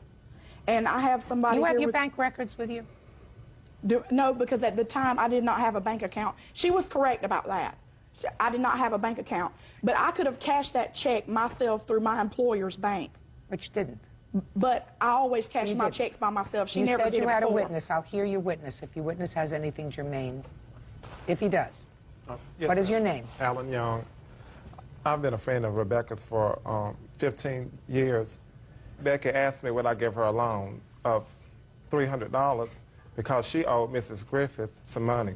She borrowed money from me that night because she said she had to pay on her rent or something. So I kind of believed her. What is your rent, Miss Moore? $385. Well, even if she took all the money she owed you, you still had the $300 for rent. I understand So why did that. you need to borrow money from him for? Because I had additional bills that I owed for besides paying her. But I wanted to pay her and have her out of the way because I always paid her before the bills were due. Do you have the statement from your account, Miss Griffin, as to what payments you made on the account in November? Yes, ma'am, that would be right in those payments there. I'll be glad I to see. show You them to made them. a deposit on the 30th of October. Yes, ma'am. Your Honor, she was paid in full when she received that check. No, ma'am, I was not. Yes, you were. No, I don't think so. I don't think so, because I see no other basis for her depositing only $300 into her checking account on the 30th Well, Your of Honor, I October. can't help if that's the only thing she deposited. She was paid. I have to make a determination based upon evidence. The evidence indicates that on or about the time that that check was cashed, she did deposit $300 into her account. So I'm entering a judgment for the plaintiff in the amount of $842. That's all. Thank you, Your Honor.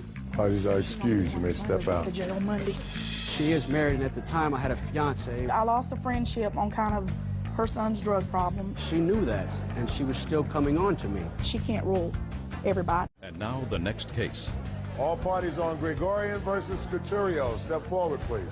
23-year-old cashier Mariam Gregorian is suing former live-in boyfriend, 23-year-old salesman Scott Scoturio, for his share of a security deposit.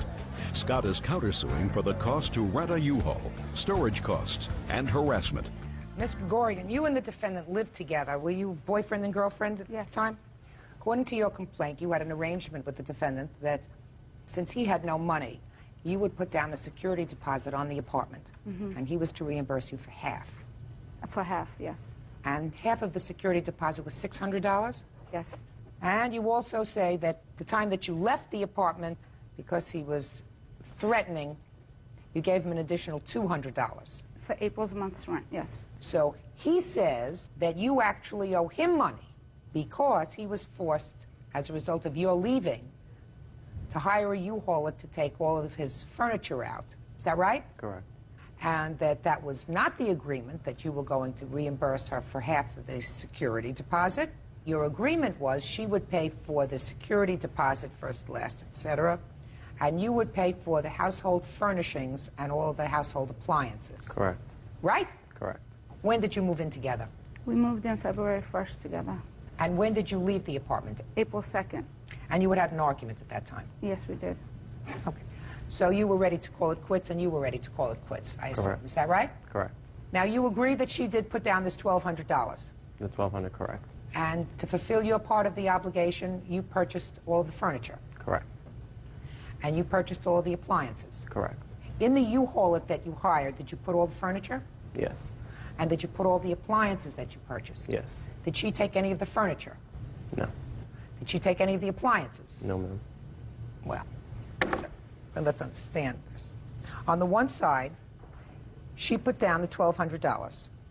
You purchased all the stuff, but you have all the stuff, Correct. right? She's out the $1,200, including half that should be yours, right? No, because that wasn't the agreement. Well, the understanding was that if she put down, according to you, that if she put down the $1,200, your capital contribution to the apartment would be, I assume, purchasing furniture and appliances about the same amount of money, $1,200. Correct. Did you spend $1,200? About that, maybe a little more. But you have it. You didn't say to her, I'll give you half, right? Correct. Why not? Because the agreement was before we even took the apartment that if anything should happen to the relationship, that we would at least stay as roommates in the apartment. Nobody stays on as roommates. That's stupid. In any event, sir, I don't believe you had that conversation. So what I'm asking you is, let's talk about money. Let's say you spent $1,200 on furniture, appliances. She spent $1,200, right? Each of you should be out $600. That's math. I'm not really good at math. But am I making myself clear to you, Bird? Very. Right. So you got $1,200 worth of furniture and appliances. That's on your side. But you kept it.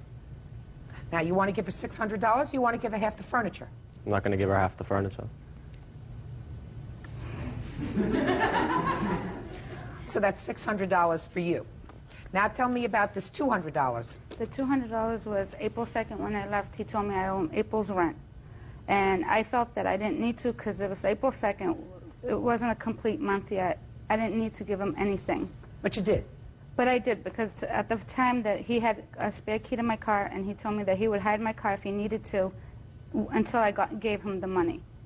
And I took the $200 and I basically threw it at him. So, cheap price, $200. You don't get that back. You get your $6, because I believe that that was your agreement.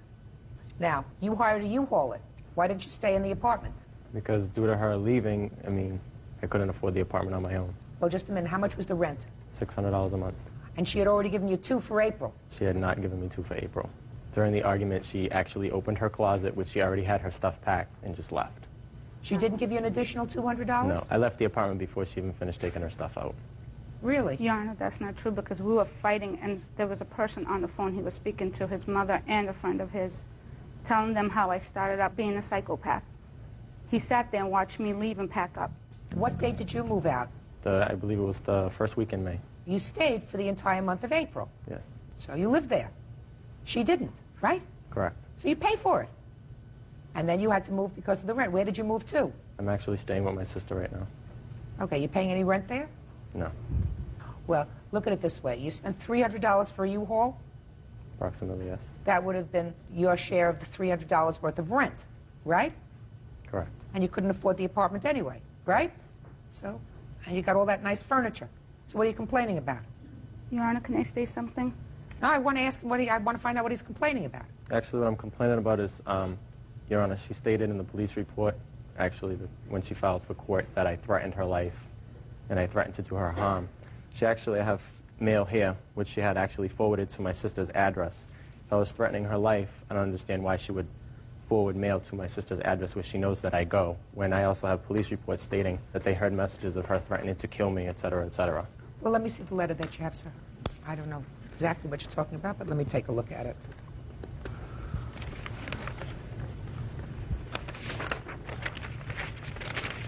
I forwarded the mail to her sister's address because at the time when I had nowhere to go, she offered to take me in. That's why I did it. Whatever. It's really not dispositive of anything.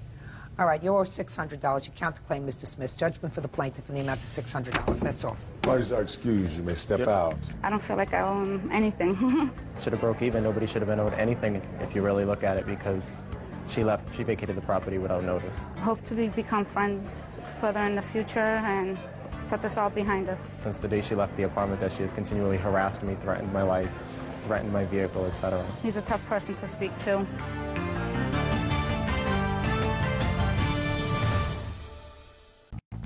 Now, this is case number 468 on the calendar in the matter of Langley versus Dupree. Parties have been sworn in, Judge. You may be seated. Now, Miss Dupree, the defendant was a friend of yours who let you borrow her car. Is that right? Yes.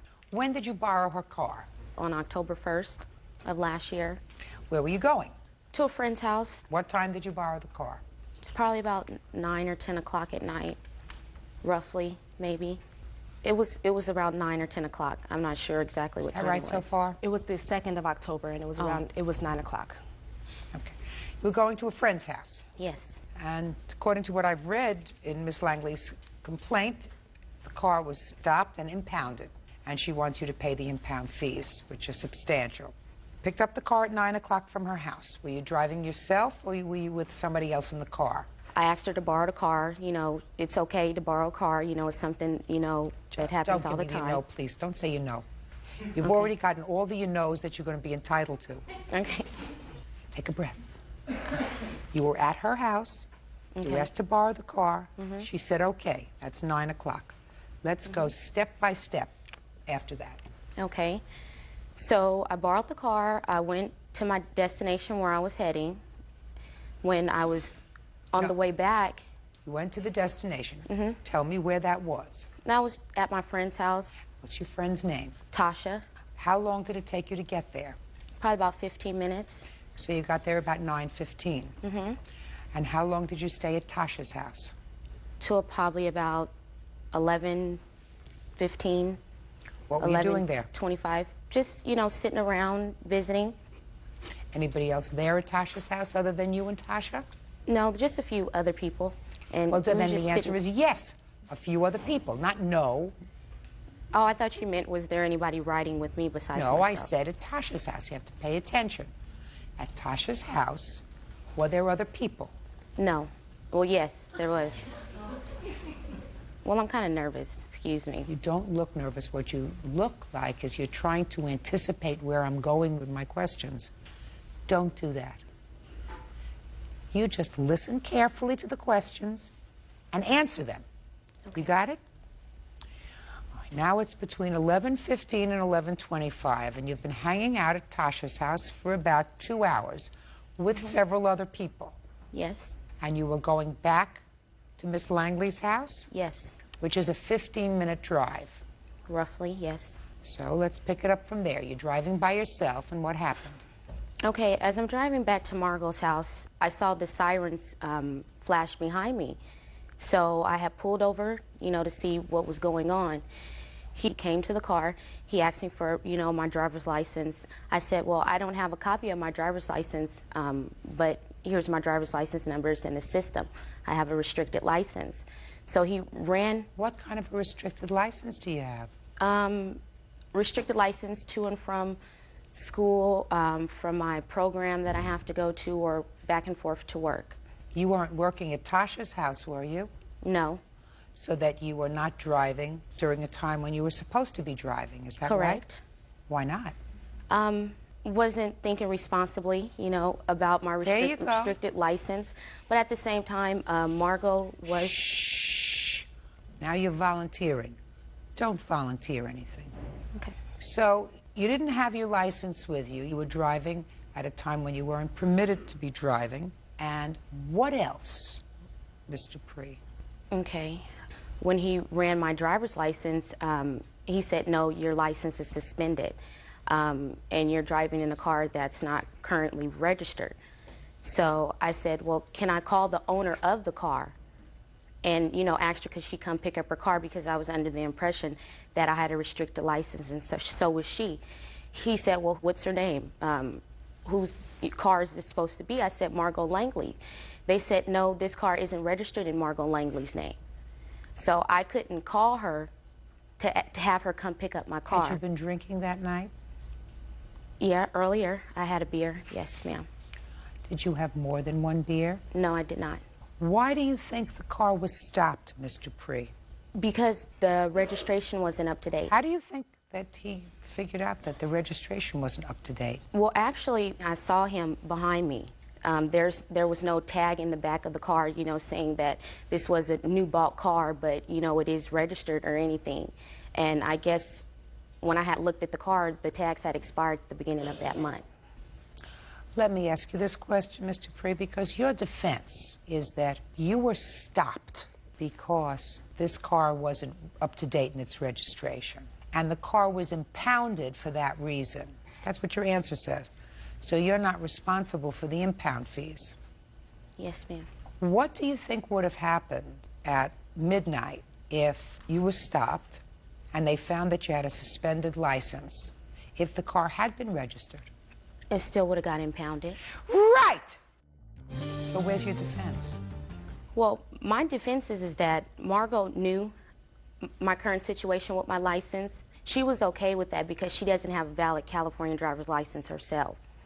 So she knew that. She took that chance as well as I did. But when I got pulled over, that's when I was aware that the license weren't restricted, because I didn't follow through, I guess, with the procedures that I had to do to get a restricted license.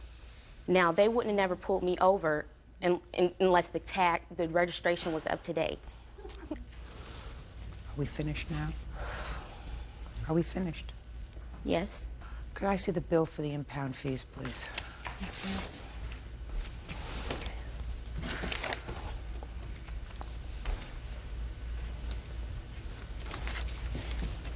The car was impounded for 33 days. Why? Yeah, it had to be in there for a mandatory 30 days because Mr. Dupree had a previous DUI conviction. Did you know about that? No, I did not. That's not true, Your Honor. She knew that was the whole point of my restricted license. She knew about my DUI. This situation is truly not my fault, because it's really not my fault. The only thing I went wrong here in doing is getting behind the wheel up under somebody's car that I didn't have, not knowing about. I was being irresponsible, knowing my situation with my license. I did not check all points of the car. But I'm by checking the tags, making sure everything's current. But being that we're close, I think that she would tell me if anything was wrong with the car and let me decide if I want to take, a bigger chance of a risk already by getting up under the wheel of an unregistered car. All right, enough. I heard enough. Let me tell you this, Miss Langley. I assume that you knew she had a problem with her license. And I assume that even if you didn't know at that time, that all you had to do was ask. I believe that anybody who gives a car to somebody should be responsible for everything. I think that they ought to just take people's cars who give them to somebody that you're not sure of and take them and make them charitable donations. Do you understand? Yes. She had a beer. She got behind the wheel of a car. She probably had another beer at Tasha's house hanging around for 2 hours. Can I say something, Nothing. Your Honor? No, you said a lot. Okay. You said one thing that was very smart. And you said, I am going to accept responsibility. And then you went on to give me 10 minutes why it wasn't your fault. And what I'm telling you is, it is your fault. Nobody put you behind the wheel of a car. Nobody told you to go to your friend's house. Nobody told you to drink and drive at the same time, which is the reason why you... I'm speaking. I am speaking. Do you see my mouth moving? Yeah. Nobody told you to get behind the wheel of a car drunk, which you did once before. Drunk. Yes, you did, because your license was suspended for DUI. Yeah, but I wasn't drunk. The only reason why... Drunk! You were drunk. And my thinking is, Ms. Dupree, if you get caught once driving drunk, you've probably done it 10 times and not gotten caught. That's true. But that's why... You're right. That's why true. I stayed there. My alcohol level was only 0.09. Just a second. Hold on a second. So you mean when they stopped you, they gave you a breathalyzer? Yes, they did. Oh, Yes, they did. I'm speaking. So that the reason the car was stopped is because you were driving erratically. No, because when they started talking Judgment to them, for the they plaintiff smelled the and the beer amount on my of breath. Quiet. That's why they Judgment gave me the breathalyzer. for the plaintiff in the amount of $1,180, which is the amount of the impound fees. And I suggest to you, present DUI. I suggest to you that there's got to be something under this hair other than just air. Do you understand? Yep, when you get behind the wheel of a car, you don't do it having consumed any alcohol. You just don't seem to understand that. And I'm certainly hoping that nobody, that nobody will give you their car. Nobody will give you a license because you don't learn. And one day you're going to hurt somebody. I did learn. That's why I sat there and didn't leave. Parties are excused. Alcohol limit is 0.08. You were 0.9, dear. She still, to this day, apparently shows that she's not drunk, but she was blue at 0.9. That still is the legal limit, but still, if her tags and her situation would have been up to date, I would have been pulled over in the first place. It had nothing to do with my registration. It was all about Ms. Dupree and her driving record. And now the next case. All parties in the matter of Westervelt versus Weaver. Step forward, please. 20-year-old college student Michael Westervelt is suing fellow college student Brian Weaver for pain and suffering. Michael says Brian damaged her hearing when he set off a firecracker. How old are you? 22. You know what your IQ is? You know what an IQ is? Yes, I do. Do you know what your IQ is? No, I don't. What do you do for a living? I'm a bellman at a hotel. How long have you been steadily and gainfully employed? 4 years. Do you live alone?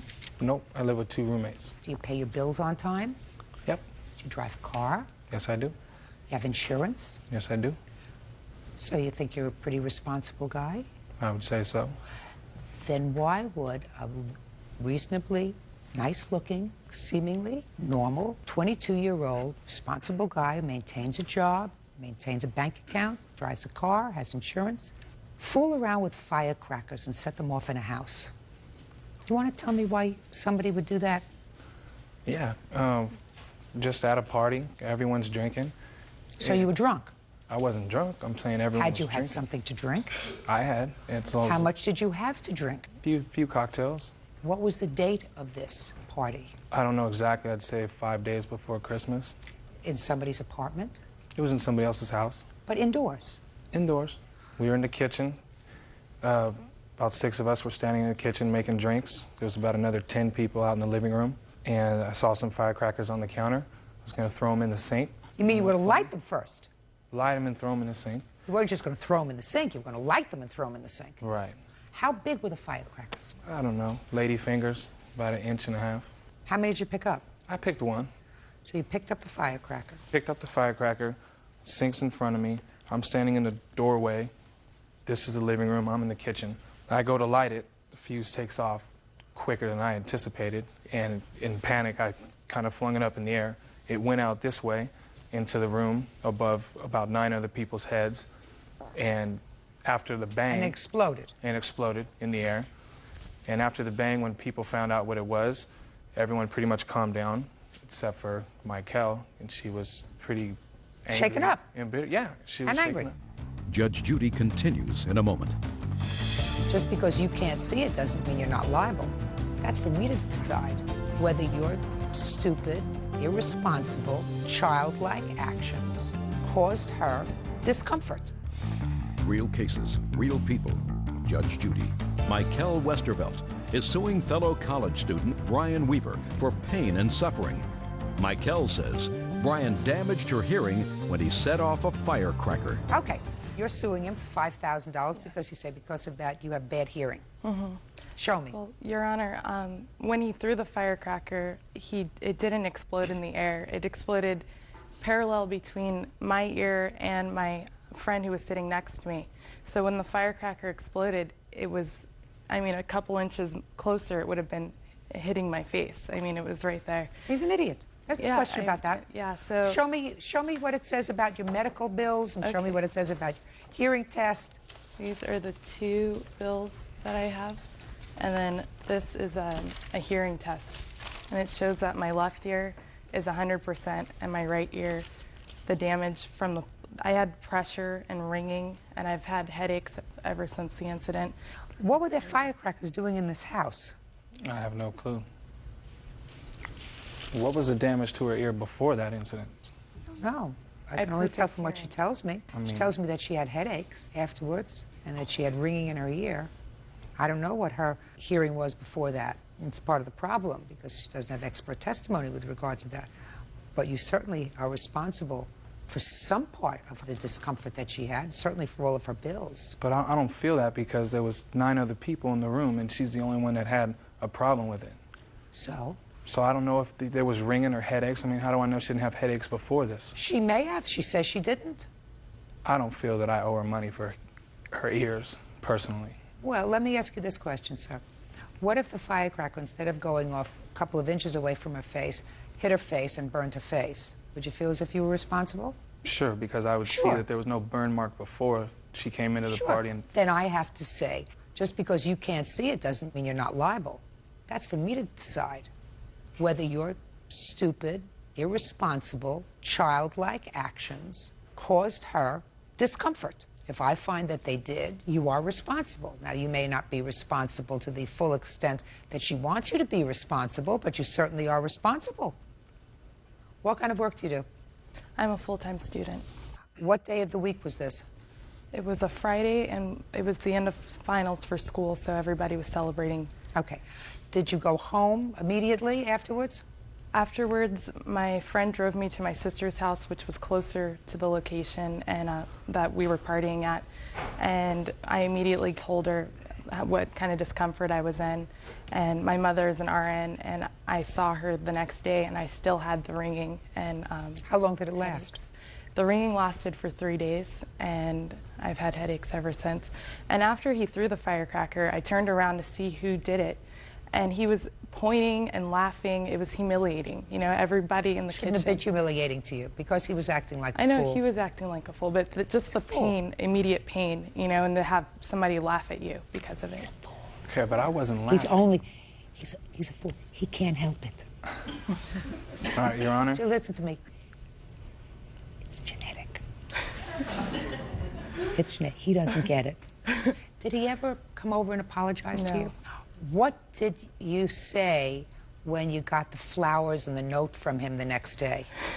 Did you call him and thank him? I wish I could have. Yeah, because they never came. No. And the follow-up also never came. A week later, a couple of weeks later? Nothing.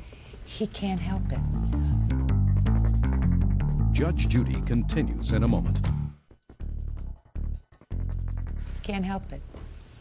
You know, I mean, it's not a legal defense, you know, his genetic infirmity. But I want you to have some sort of sympathy for him because he's going to be like that forever. He's cooked. So I can't say, you know, when he grows up, he'll get better. When he grows up, he'll get smarter. When he grows up, his IQ will increase. This is what it is, madam. You have to have a certain amount of sympathy for him. Judgment for the plaintiff in the amount of $2,500. That's all. Parties are excused. You may step out. The firecracker's thrown in the middle of the air, and she's the only person that's going to have ear problems. I mean, you know, who's to say she didn't have ear problems before? You throw a firecracker at somebody's face, there's going to be a problem afterwards, you know? I don't even think it went by her. It was by 9 other people. I just hope he can grow up. I think it's absolutely bogus. I apologize. Okay, I accept his apology, and I hope he learns from this.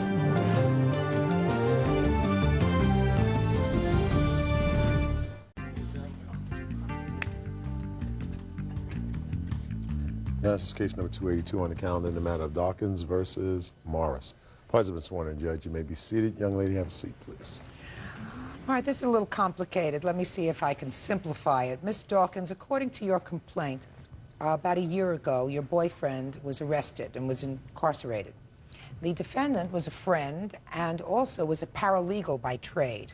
You claim that you paid the defendant $2,500, that she said that she had an attorney who would be very good for your boyfriend, and that the $2,500 was a retainer. And then later, when he was given a public defender, she said that she would work with the public defender to file motions and do other things in her capacity as a paralegal. Is that correct? Yes. Subsequently, you found out from the attorney, the public defender, who had been assigned to represent your boyfriend, that he told her to stay out of it and not do anything. So you want your $2,500 back. Right. Is that this case? That's it.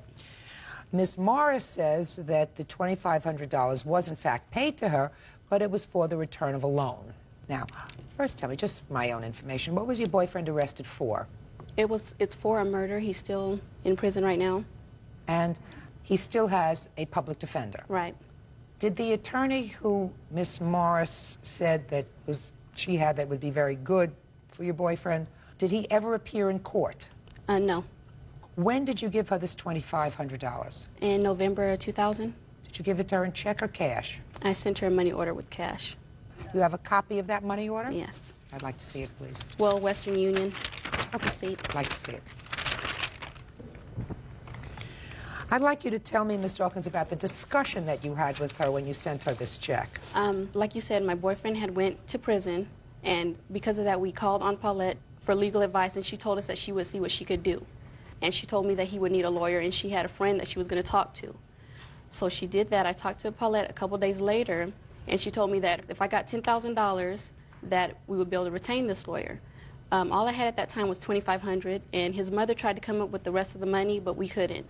So he was given a conflict panel attorney, and we left it alone because we knew we weren't going to come up with the rest of the money. Then she told me that she had spoke with his attorney and that they agreed to work on that. The attorney who was assigned to assigned to him, yes. She told me that she had spoke with him and that they agreed to work on the case together, but since he got paid through the state, that I would have to give her the money that I had already had, the $2,500, for her to file the motions and to do some research on her own on my boyfriend's behalf. Is that when you sent the money? Yes. Go ahead. I sent the money from out of state because I was out there with some family. When I came back from out of state, I had got a hold of his attorney, and he told me that he told Paulette not to get involved with the case because she couldn't do anything but hurt it. I got suspicious about it because I had talked to my boyfriend. He told me Paulette had not attended any court dates since I had sent her the money. Okay. Ms. Morris, I will hear you. First of all, Your Honor, I've never seen or met Jessica before in my life. This is my first time ever laying eyes on her. As far You were as a friend of her boyfriend's? Yeah, he calls me Mom. I'm kind of like a mentor to him. And Not such a good mentor if he's in jail for murder. No, that... Okay, go ahead. Go ahead. Prior to him being arrested, I've been helping him try to find a job. He really was pushing the pedal and finding a job. He eventually found a job. The date that he started his job, he got arrested, being in the wrong place at the wrong time.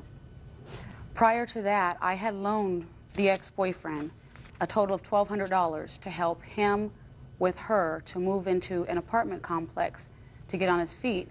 And he told me that he would pay me back $100 a month. Mom, I will pay you $100 a month until I pay you back. And that's fine. It's no problem. I'm a gambler, Your Honor. So you loaned him $1,200. I loaned him $1,200. Right. And what he asked me to do was to find him an attorney, which I did. I had a friend who practices in criminal law.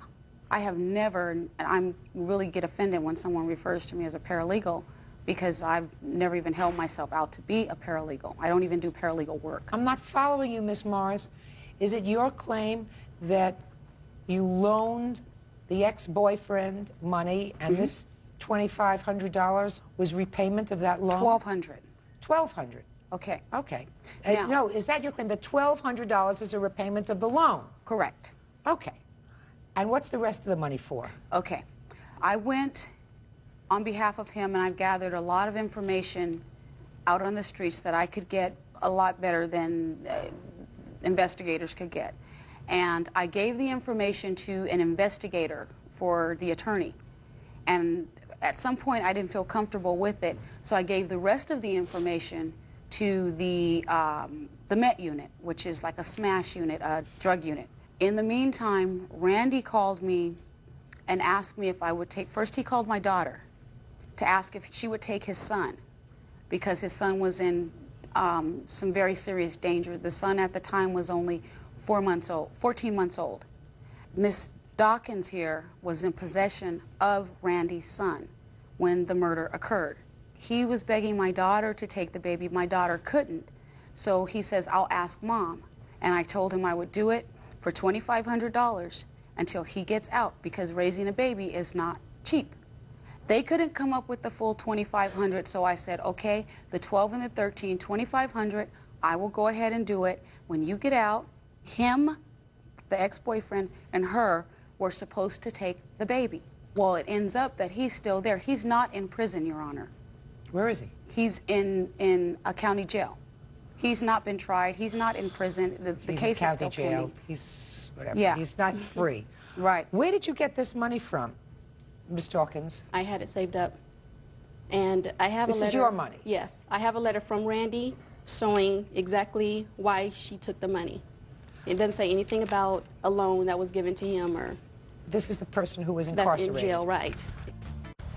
Real cases, real people. Judge Judy. Jessica Dawkins says she gave money to her ex-boyfriend's friend, Paulette Morris, so she could retain a lawyer on his behalf. Jessica says Paulette blew the money. Let me tell you the problem with your defense, Miss Morris. Your loan agreement was not with the plaintiff. Your loan agreement, if I believe you, was with a person who was incarcerated. And there is no proof that the person who was incarcerated paid that money, that she paid the money. However, there is, Your Honor. Tell me what that is. The reason I'm being brought here today is because Ms. Dawkins found out that my daughter Kyla here, who was really close friends with Randy, was seeing Randy. She found out about that, and that's when holy hell came about. Her problem is between her and my daughter and Randy. How old is your daughter? My daughter's 19 years old. What do you mean she was seeing Randy? My daughter had a boyfriend at the time. Jessica was with Randy at the same time. They were all kind of hanging out and having fun together. I had no idea that they were seeing each other, you know, other than being friends. Let me ask you this question, Ms. Dawkins. Did you ever have a telephone conversation with the defendant? Yes. When Several. did you have that telephone conversation? I've had several conversations with her. Relative to the $2,500? Probably around June or July that I spoke with her and asked her about the money. What do you mean asked her about what? Because this is when I found out, this is when I had got back and I had spoke with Randy. He told me she had not been to his court dates. Since I gave him the money, he hasn't heard from her. So I had called her up to see what was going on with that money and why she wasn't doing what she promised.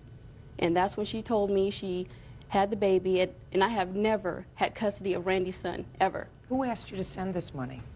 She asked me to send this money to her. Did you speak to Randy first?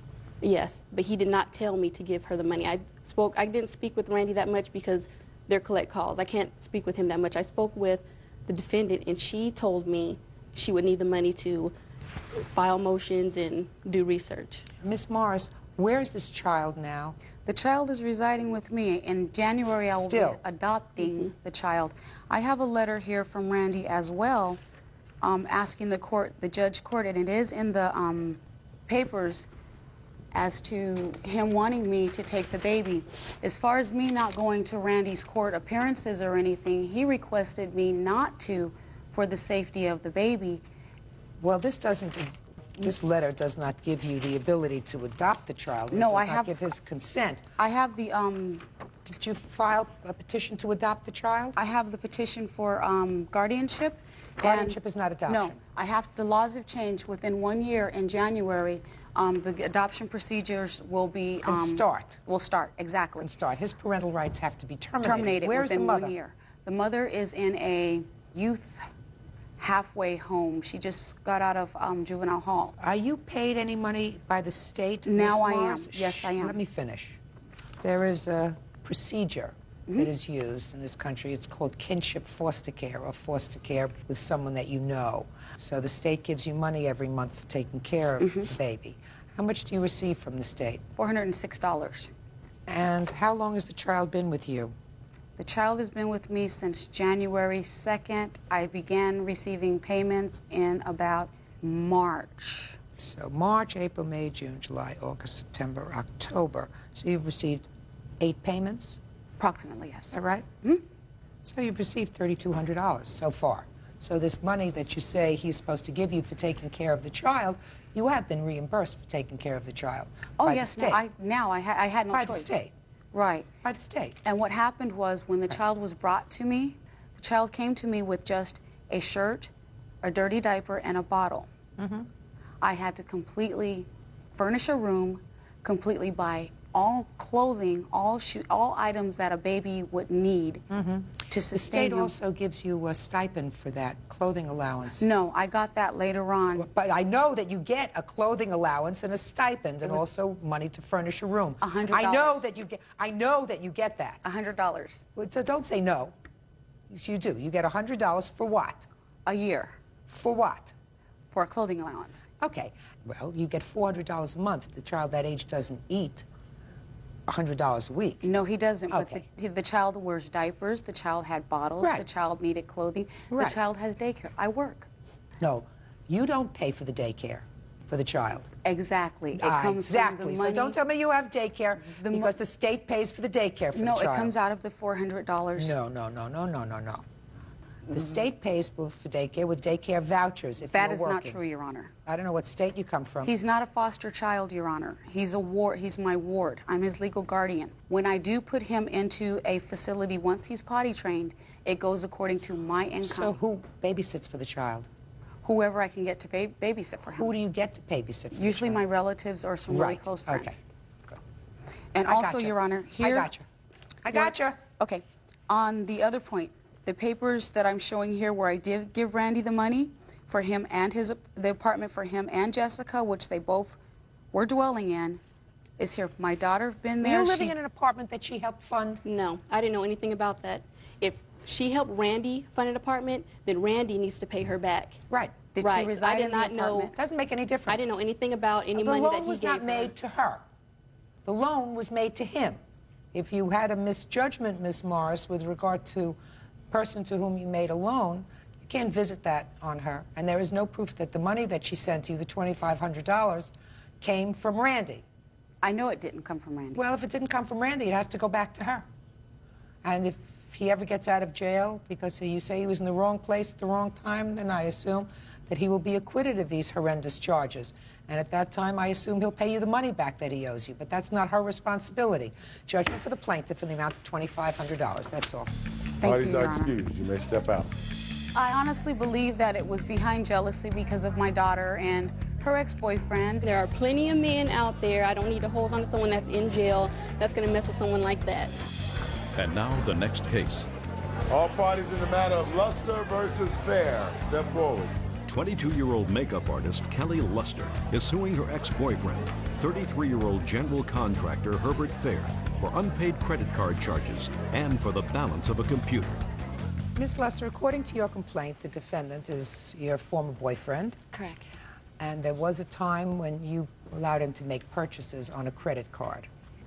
Correct. When you broke up, you put a stop on that credit card and said that you no longer wanted him to be able to make purchases on it, and the next day or something he made $677 worth of payments on the credit card. You say that there have been no payments on that amount and you want him to pay you that amount because you're not together anymore and you don't want to be bothered with him and come chasing him, and the bank is looking for you and it affects your credit. Correct. In addition, you allowed him to purchase a computer on your credit card. We opened up a gateway account, and it was under my name because I had good credit. And we paid the payments together. We lived together for about 3 years, and the payments were fine. We paid them together. And as soon as we broke up, I was paying the payments, and the computer remained at his house. He agrees that he put that money on the credit card, $677. I do. And what's left on the computer is what? The amount is $1,357.88.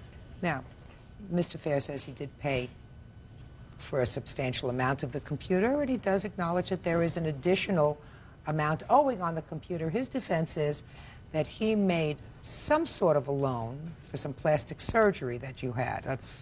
It doesn't matter what the loan was, Your Honor. I just basically... He loaned me money. I lent her money. I just...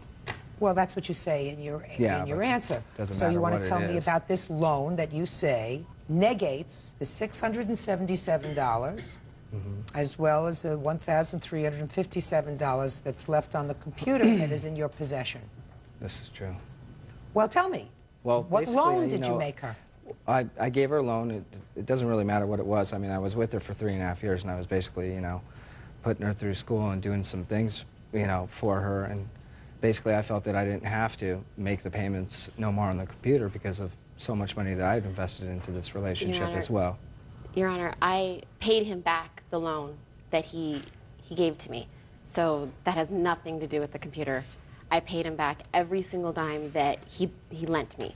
So it has nothing... Did you? Yes. But she was supposed to pay me back, but she didn't pay me back on time. But I still paid him back. He was still paid back. I mean... How much did you borrow from him? I borrowed $3,000 from him, and he was paid back every single dime. He wasn't correct, paid sir? back exactly. I was paid it back, yeah, but not the time that I was told that I was going to be paid back. Were you paid back before you broke up? Yes. Yes. So it wasn't an issue. Yeah, so I don't even know why he's even bringing that up. I think he's just using that because he knows that he owes me for these things.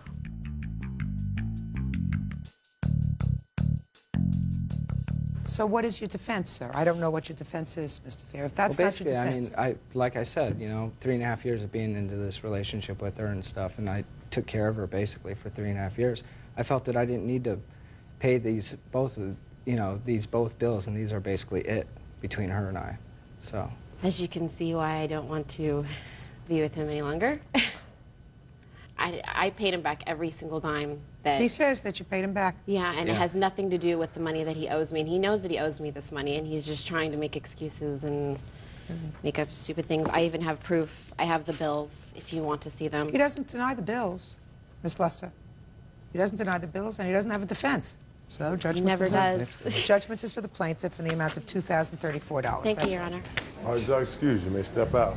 He knew that he owed me money, and he knew that I had proof. So he didn't want to look like an idiot. I just didn't feel that I, should be paying these bills. I think everybody makes contributions when they're in a relationship. Things that, most guys do for, their girlfriends. They just pretty much take care of them. And that's what I did. And I think that has nothing to do with anything. That's the way I feel. He knew he was wrong, and he got what he deserved.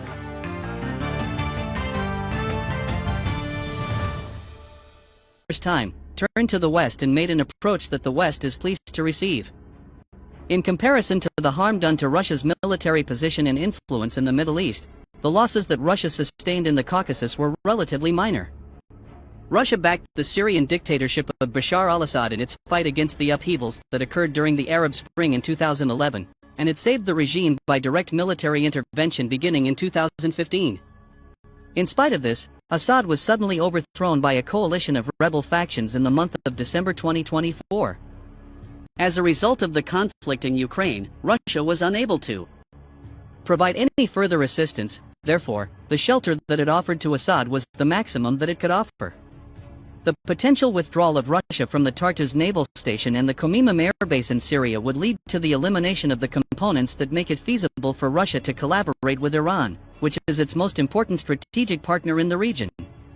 Both the loss of Syrian bases that are essential to the projection of Russian power and Moscow's apparent incapacity to make a difference on the ground in the Sahel region of north-central Africa would be detrimental to Russia's position in Africa. Both of these factors would be detrimental to Russia's position in Africa. Moscow is increasingly turning to a range of methods in order to acquire influence as a result of the impasse in Ukraine as well as Russia's strategic setbacks in Syria and other places. It is not a new phenomenon for Russia to engage in activities in Ukraine that include disinformation, meddling in elections, and different threats. However, recent initiatives in Eastern Europe have not been especially fruitful in terms of their results. As an illustration, in Romania, a presidential candidate who was opposed to NATO was able to gain a slim victory in December 2024 with the assistance of significant financing and propaganda from Russia. On the other hand, the Romanian administration responded swiftly to bring these actions to light, and as a result, the election was called off. Russia has been sending propaganda and threats to Moldova for a long time, particularly during the most recent presidential elections and the referendum on a European Way article in the Constitution. Moldova is located in close proximity to Russia. In spite of the fact that the small country has taken steps to lessen its reliance on Russian gas, it is geographically split due to the separatist area of Transnistria, which was responsible for supplying the majority of the country's energy until very recently. Moscow was not successful in achieving its goals, despite the aforementioned considerations. A majority of voters supported the European course of action in both votes. There was no response from Moscow to the request for protection that was made by the Transnistrian legislature in February of 2024. As a result of Moldova's refusal to acknowledge your authority, it is reasonable to assert that your power rating fell. Not all of the recent events that have occurred have been detrimental to Moscow. It has been possible for the state to quickly rebuild a depleted army and, in the short term, to provide support to the technological industry thanks to the state's control of the economy. The continuation of the conflict in Ukraine is made possible by the assistance of China and the avoidance of sanctions, which allows for sufficient machinery and energy. Trump's inauguration appears to be favorable for Putin, despite the fact that there are some contradictory signs. The President of the United States has threatened to impose tariffs and more penalties, but he has also dismantled a task group that was established during the Biden administration to pursue wealthy Russian oligarchs who assisted Russia in evading sanctions. A settlement that the Russian leader can consider a victory could be made possible by Trump's determination to fulfill his commitment to end the war. This is the most essential aspect of the situation. In spite of the fact that Russia's world has shrunk, the country has not become less dangerous, and vice versa. It has been argued by some observers of the Kremlin that a more economically isolated Russia is less susceptible to the economic pressure exerted by the United States. In the event that reversing direction in Ukraine would put Putin's own position in jeopardy, a Russia that is withdrawing and Putin who is experiencing difficulties may choose to make even more dangerous threats and actions. After all, this is Putin's war and his battle. But there is a significant amount of uncertainty on the degree to which the Russian leader is consistent in his wars. It is now getting close to the third anniversary of the war that he believed would be ended in 3 days. 3 days. Furthermore, the war has made its way inside Putin's own residence. In a nutshell, Vladimir Putin has been humiliated on multiple occasions, not only on the Ukrainian front but also on Russian land and during the course of the international political arena. In what ways will this image shift over the course of the next few years? We are going to wait and see what happens. Thank you for selecting